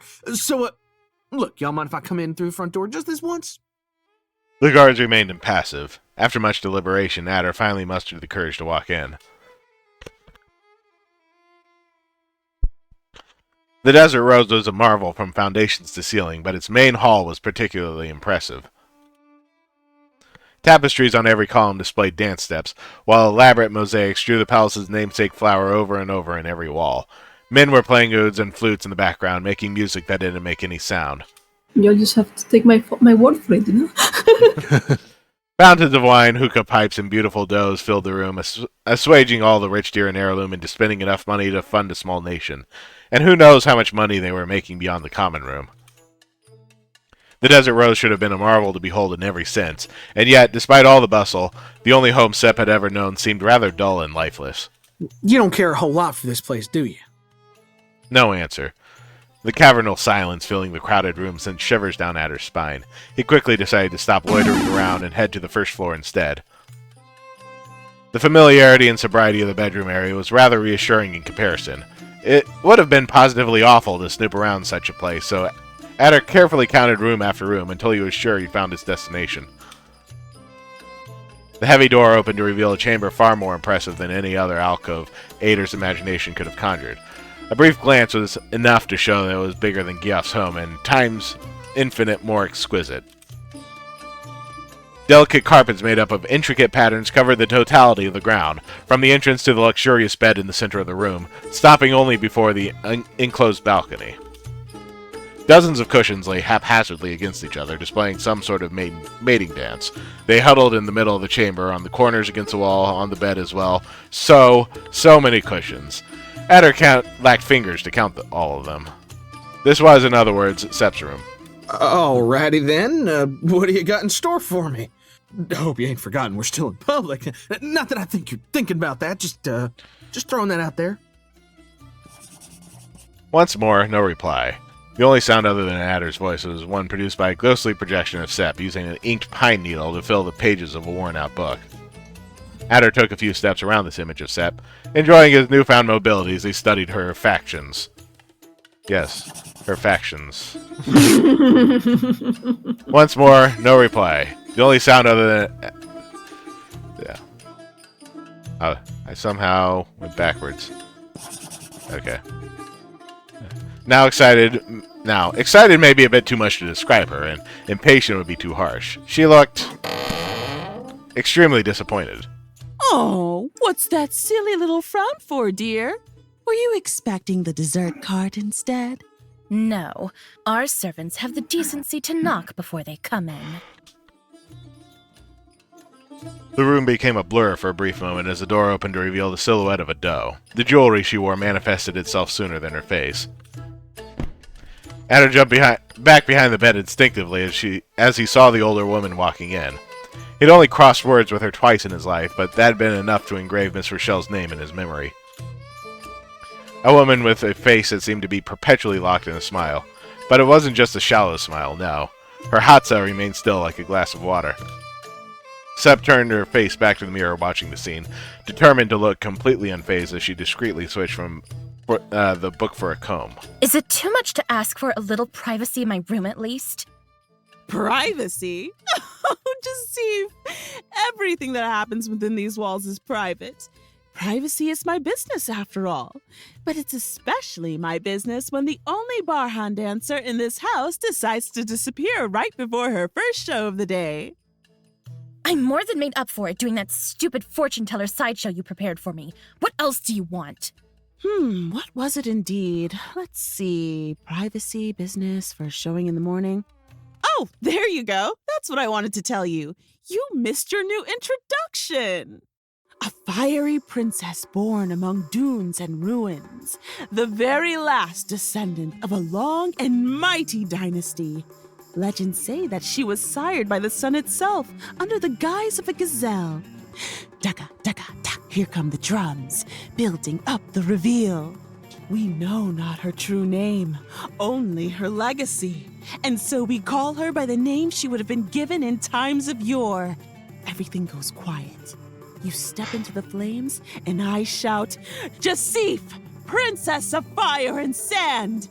Woo! Ovation! Everybody loves you. No. Oh no. You didn't just say princess. I did just say princess. Oh no. What? How? No!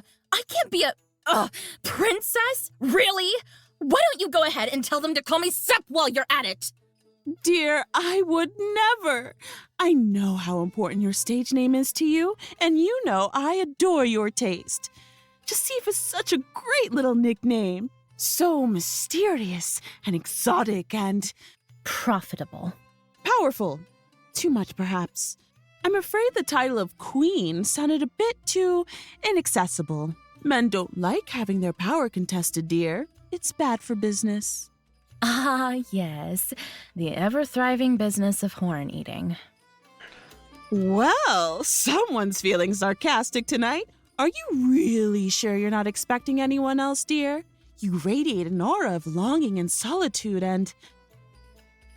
That wench told you, didn't she? I was going to say that you keep your eyes on the window like a grieving widow, but I appreciate your theory too. Care to elaborate on which wench should tell me what? Why? What would keep me from lying to you if I did? You should go and ask that herd of snitches instead. Someone's bound to tell on me. Oh, I would, believe me. But your sisters are all very busy at the moment.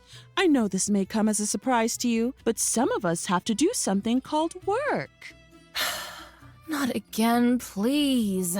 You know when the other girls put on their fancy clothes and go spend some private time with all the well-off deer that come home? That's called working, dear. They get paid for that. Amazing.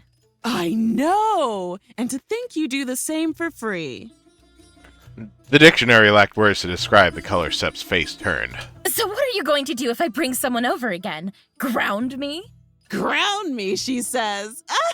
Jasif, I do miss the times when I could scare you with that, but you're not a little girl anymore, are you? Look at you. You've grown so fast. And so much more than Thar and I could have expected. No wonder you have the whole city on your tail. Sep instinctively hid her derriere behind her hands, embarrassed. Adder did his best not to follow the motion. Don't think I don't understand where you're coming from, dear. You're young. You're wild. And I'm not saying that you can't have a little fun, but this is the Desert Rose, not Jasif's charity for handsome, needy souls. I need some profit to keep this whole place running, but you seem determined to remain a living net loss. You know I have my hands tied, don't you? Your mother would curse me from beyond if I let you work here. Not to mention what your brothers would do. I'm sorry. Do I have more than one brother now? Well, don't forget that your one and only brother has ears everywhere. If he hears that someone dared put a finger on you, the guards will find a streak of bodies hanged by the hooves in the sewers. And I will be right there to say, I told you. Adder gulped as he imagined the scene. He had met overprotective fathers and brothers in his many failed attempts at courting does in his town, but most of the time they just laughed at his horn size and let him be. Well, it's about time I prepare the next show. Do what you want with your life. Sorry. But don't forget that you need to start pulling your own weight. If you still can. Miss Rochelle finished her cheeky remark with a slap to Sep's cheek. No, not the face one. That would have at least left her with some righteous fury and the semblance of dignity. The door behind Miss Rochelle closed behind Miss Rochelle, but her presence remained long after she left. How long exactly was the amount of time it took Sep to stick her tongue out at the door? You know, like I've seen streamers like get like super offended at the butt slap, and I'm like, that is 20, so like 100% 24/7 auntie behavior in Spain. You know, like like you just get a butt slap no matter when or where. Really? Wow. Yeah, like that's super common here. Like anytime like someone will make like a cheeky comment or whatever, like I get like a bad slap, you know. And I seem like Americans be like, oh, what? That is so creepy. What the fuck? And I'm like, yeah, that's super normal Mediterranean stuff.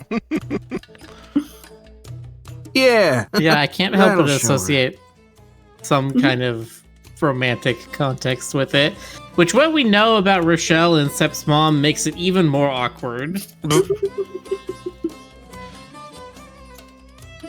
Sep picked up her book once more as she made her way to the bed, unknowingly accompanied by Adder's restless thoughts. Good thing you're late. Adder started, thinking she was talking directly to him again. The initial scare passed once he realized it had been nothing but a stray thought, and so he decided to investigate the source of her woes. A deep dark blue hue covered what little sky could be seen beyond the lattice covering the balcony, and it was only getting more and more intense as the lamp tinder snuffed out the ferals one by one. Oh! I get it. So this is what you wanted to show me, huh? Oh, Sip, I never would have taken you for the sign type. Adder took a seat by her side, watching her reaction change eagerly as Pebble flew right into the window. Now distraught may be a bit too much to describe her, and apprehensive would be too harsh. She was just being silly. Sep put the book down once more, straightening her silk robe as she walked nonchalantly towards the window. Pebbles kept flying into the balcony and walls, but she was far more interested in messing with her clothes. Okay, so Omni says Spain #1 export of misogyny. No, it's a form of skinship between women. Like that's the point. Like it's women being friendly and playful with each other. Like that's it's the meaning in this context because like Rachel has more power over her, but like it's I don't know how to explain it to American people, but like if you've seen any anime where they're like very touchy. Yeah, it's not as sexually charged outside of America. In America, like, you don't put hands on anybody below the waist unless you're romantically involved with them. But, like, that's clearly not the case. Yeah, like if a guy touched me like that, like no, like I'd be grossed out, right? But like in a familiar context, it's very common. Like you just get like I'm not comfortable with being touched in general, but like I understand how this is like a cute gesture for a lot of people inside their own homes. It's interesting. Her visitor's insistence amused her ever so slightly, but she wouldn't usually let that show. Oh, come on, Sip. Don't keep a buck waiting while you're here contemplating. Her nightcloth was a bit too tidy for her taste. Perhaps if the collar hung looser. You look darn perfect as always, man. Open the... Hello, Shooter Loot 8001. Oh, hey, Shooter! Shooter's one of Mythic's friends. Ah, okay. Oh, okay. How's it going? Good to see Hello. We are playing The Hayseed Knight, a game created by Maxi, who's here with us. Hey.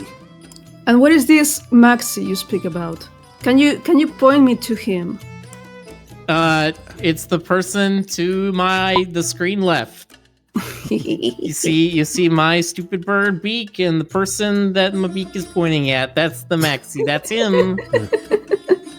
Also, hey, Void. And Mythix.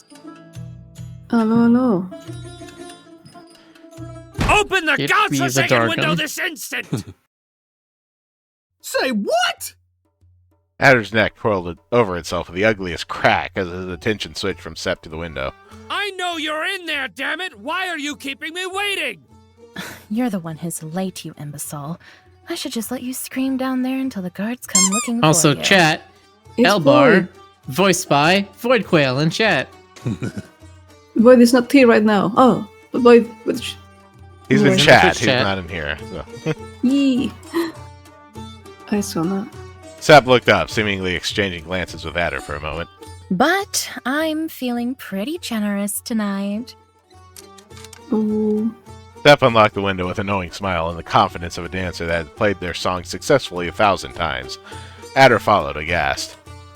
Her silhouette manifested against the lattice, commanding an absolute silence in the street below. Not even the burly fallow deer expecting her by the pergola could escape the overwhelming pressure of her apparition. This quietude wasn't meant to last, however. What a strange vision! I see a sun in the night! No. Foolish me, it must be the one they call Jasif, blessing me with her light! Sep barely managed to keep herself from smirking at the sight of the ridiculous mask sitting on top of her nightly visitor's enormous snout. In his mind, this was surely the first time this conversation had taken place, but Sep had memorized all the steps at this point. She had rehearsed her show, sold the tickets, and won the crowd 12 times over. I am the one they call Jasif indeed. And you? What words should I use for a masked madman screaming in the middle of the night? Madman will suffice, for I have indeed lost my wits and my mind. I saw you dancing among flames today, and with every move I felt a forbidden passion, setting my heart ablaze. I fear your lovely image has seared into my eyes for all eternity. I have therefore come to announce myself as your most fervent servant and admirer. My sword shall greet the throat of any man that attempts to claim your affections for himself. Princess Jacif. Elbar's new fit of courtly poetry became a distant echo as Sepp took both hands to her face. I'm going to choke that woman in her sleep. The thought disappeared as soon as it arrived, unheard by anyone except Adder, who mentally patted Sepp's shoulder. So may I have a lock of red hair to remember our affair? You can have my whole tail if it'll make you shut up. Sepp's words slipped from her mouth before she could catch them. The world froze for a moment as her suitor stood agape. With a single misstep, she found herself nearly falling to the ground and alone in uncharted territory. The music went on, even though she had lost her tempo. But babe, I wrote this myself! I even had one of my guards follow you to find out which balcony led to your room. Also, my words could reach you. I wanted to pay you a nightly visit. Isn't that romantic? Dozens of disembodied paragraphs scuttled through Adder's skull and stopped as Sepp mentally went over all the nightly romance books in her library in a panic, desperately hoping to find the right cue to jump back into their little dance. Ha! You dare speak of romance after exposing your intention to trespass? Sneaking under my window only to make your way into my bed is awfully inapt of one that claims to serve me. You may as well just be a common thief. But how can I be a thief when you have stolen my heart? Do not doubt my word, Jacif. I am no lowly horn-eater. My desires are lacking in lust. It is love I have come to give you. Nice save, nice save. Is that so? Then leave. Leave at once, and do not come back until you bring proof that you do not wish to steal my affection. A quest? For your favor! Yes, I shall go and prove my... Yeah, good night. The masked deer smirked as he held onto his sword, running off to conquer hearts, or whatever it is a captain of the guard does in his spare time. Sepp couldn't have cared any less if he tried that precise moment. Well, butter my backside and call me a biscuit, Sepp. You weren't kidding when you said you got him wrapped around your little finger. I'm almost glad to see I wasn't the only one you played with tales of knights and princesses.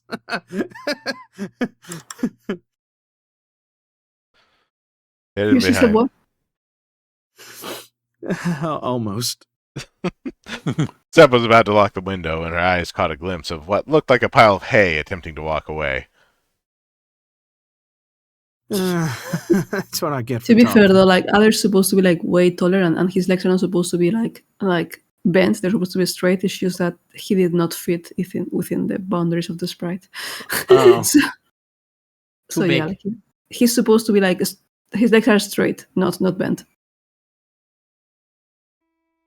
First you eavesdrop on my past, and now you spy on my present. Why, Adder, perhaps you should be the one reading my fortune. Hey now! That's a load of radish stew. I wasn't listening in. No, ma'am. My pa taught me better than that. I was just taking a stroll around the district and, Looking for a place to spend your rivets?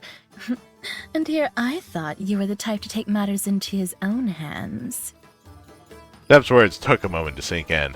Past Adder pointed at the gazelle and puffed his cheeks up, failing to grasp the proper use of language to reply to her accusation. Better stop that if you don't want me to show you what I can do with these hands. Wait, hold up. Not like that. I mean it in the bad way. Like I'm gonna whoop your ass if you don't. Can I get a moment to think this through? Adder would remember the sheer third-person pain of this out-of-body experience and replay it in his nightmares for the rest of his lifetime and part of the next. Sepp was rather gracious about it in retrospective. I get the distant feeling you are mad at me. Mad? Mad? I ain't mad. I'm hungry and bruised and dizzy and my head hurts and I got lost a couple of times and I'm starving, but I ain't mad, all right? So listen up and listen well, because I got something to tell you. I like the contrast between this and what Elbar was doing with Sepp just a while ago. I'm listening. Sheesh. You got me pegged all wrong, you hear? I ain't in the business of eating horns. Never been and never will be. And I don't care how pretty you think you are. Even if I liked you, you can't just go around stealing kisses like it was no big deal. That ain't right, ma'am. Oh, but I haven't stolen anything. I fully intend to pay for that kiss, handsome. What the hell's that supposed to mean? You seen a price tag on my face? Buy 2 kisses to get Adder's interest-free installment plan? Now you're just being melodramatic. I don't know what that word means. I don't even know why I'm telling you any of this. I just wanted to prove to myself I was smart enough to stay put all night without thinking of calling you once. But then I heard that dumbass hollering down your window, and I got so worried that... So worried that you hid behind a corner and waited until he left? That's helpful. Darn right I hid! You see the size of that sword on his belt? You look just fine up there, but I would have lost my neck if I butted in. Sep's eyebrows rose slowly as she let her head fall on her hand. Did you break your backbone when you fell from the bridge? Excuse you, ma'am. I'm double backbone, triple backboned even. But I'm telling you, I could have died for nothing, and you don't even flinch. You really just don't... You know what? This ain't worth it. I'm going home. But wait! You can't just leave like that. I still have to pay you back. Adder halted mid-step. He threw his shoulders back and forth as the silence grew thicker in the street. I may not be all that smart, ma'am, but I've learned. Oh, I'd say I've learned a lesson or two on how to keep my head on my shoulders since I came to this city. And I can tell right away, you ain't the type to return favors.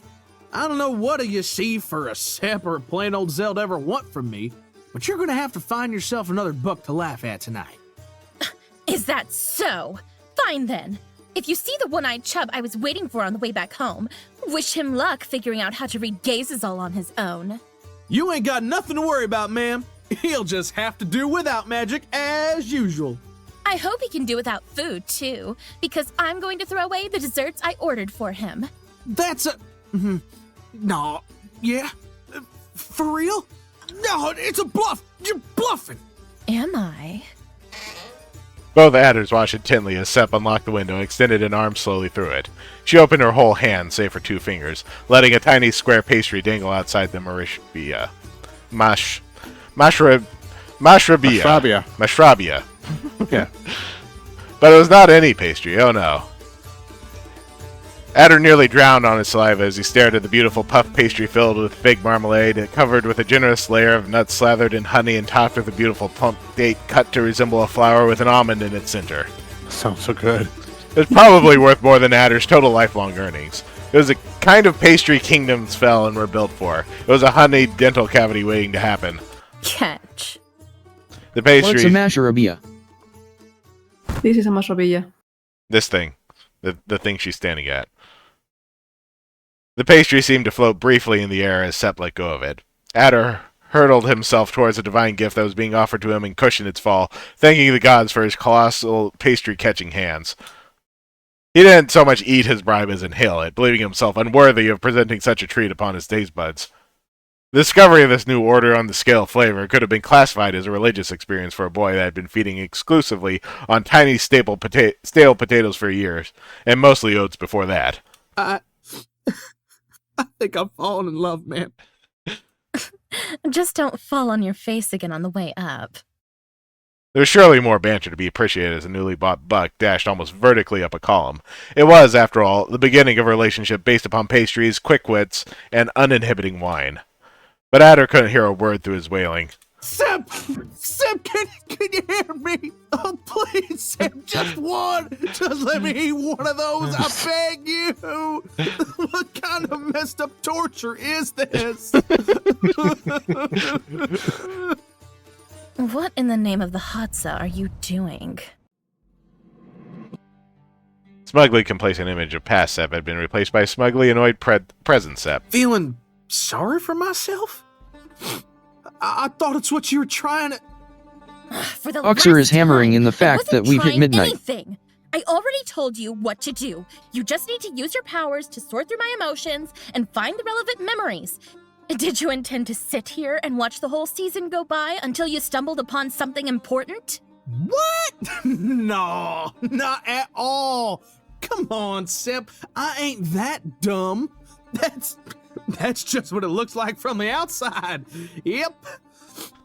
But I'm open to ideas if you got them. The volcano about to erupt would have looked far more benevolent than Sep at the moment. Please tell me what to do, ma'am. This is too weird for me.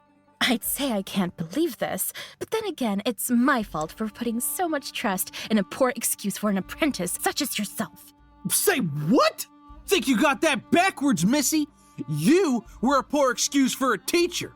Every time I asked you to let me read you, you just looked away, said some weird riddle, and told me to think about it later when we were done with everything else. A good teacher The makes sure to only canoodling? share as much information as their student can handle, and a good student is supposed to strive to learn more than they're taught. You should have done your homework and practiced on other people. And how was I supposed to do that? I spent moons trying to read my friends' gazes, but it was like I was all out of fire, you know? It was darker than before when I tried to look inside them. I couldn't see nothing at all. Even my boss looked colder than ever. But after you showed up, I stopped feeling like that. When I felt your warmth and I saw you smiling and talking to me, I don't know, something changed inside me. I felt like you'd lit my oil lamp again. Don't think I didn't notice. All right, that's it. If you're gonna be a smartass and twist on my words to make me sound like I'm Randy as a trout, you can go find the way out of your head all on your own. Oh, of course. It's me misunderstanding you. Hey, keep that sarcasm where I can see it. And where would that be? Adder opened and closed his mouth wordlessly a few times before turning around and marching away from the Desert Rose. Let's see, we probably do need to save. You'll be heading into the diary in full like tomorrow. Yep. Good luck. Oh, bye.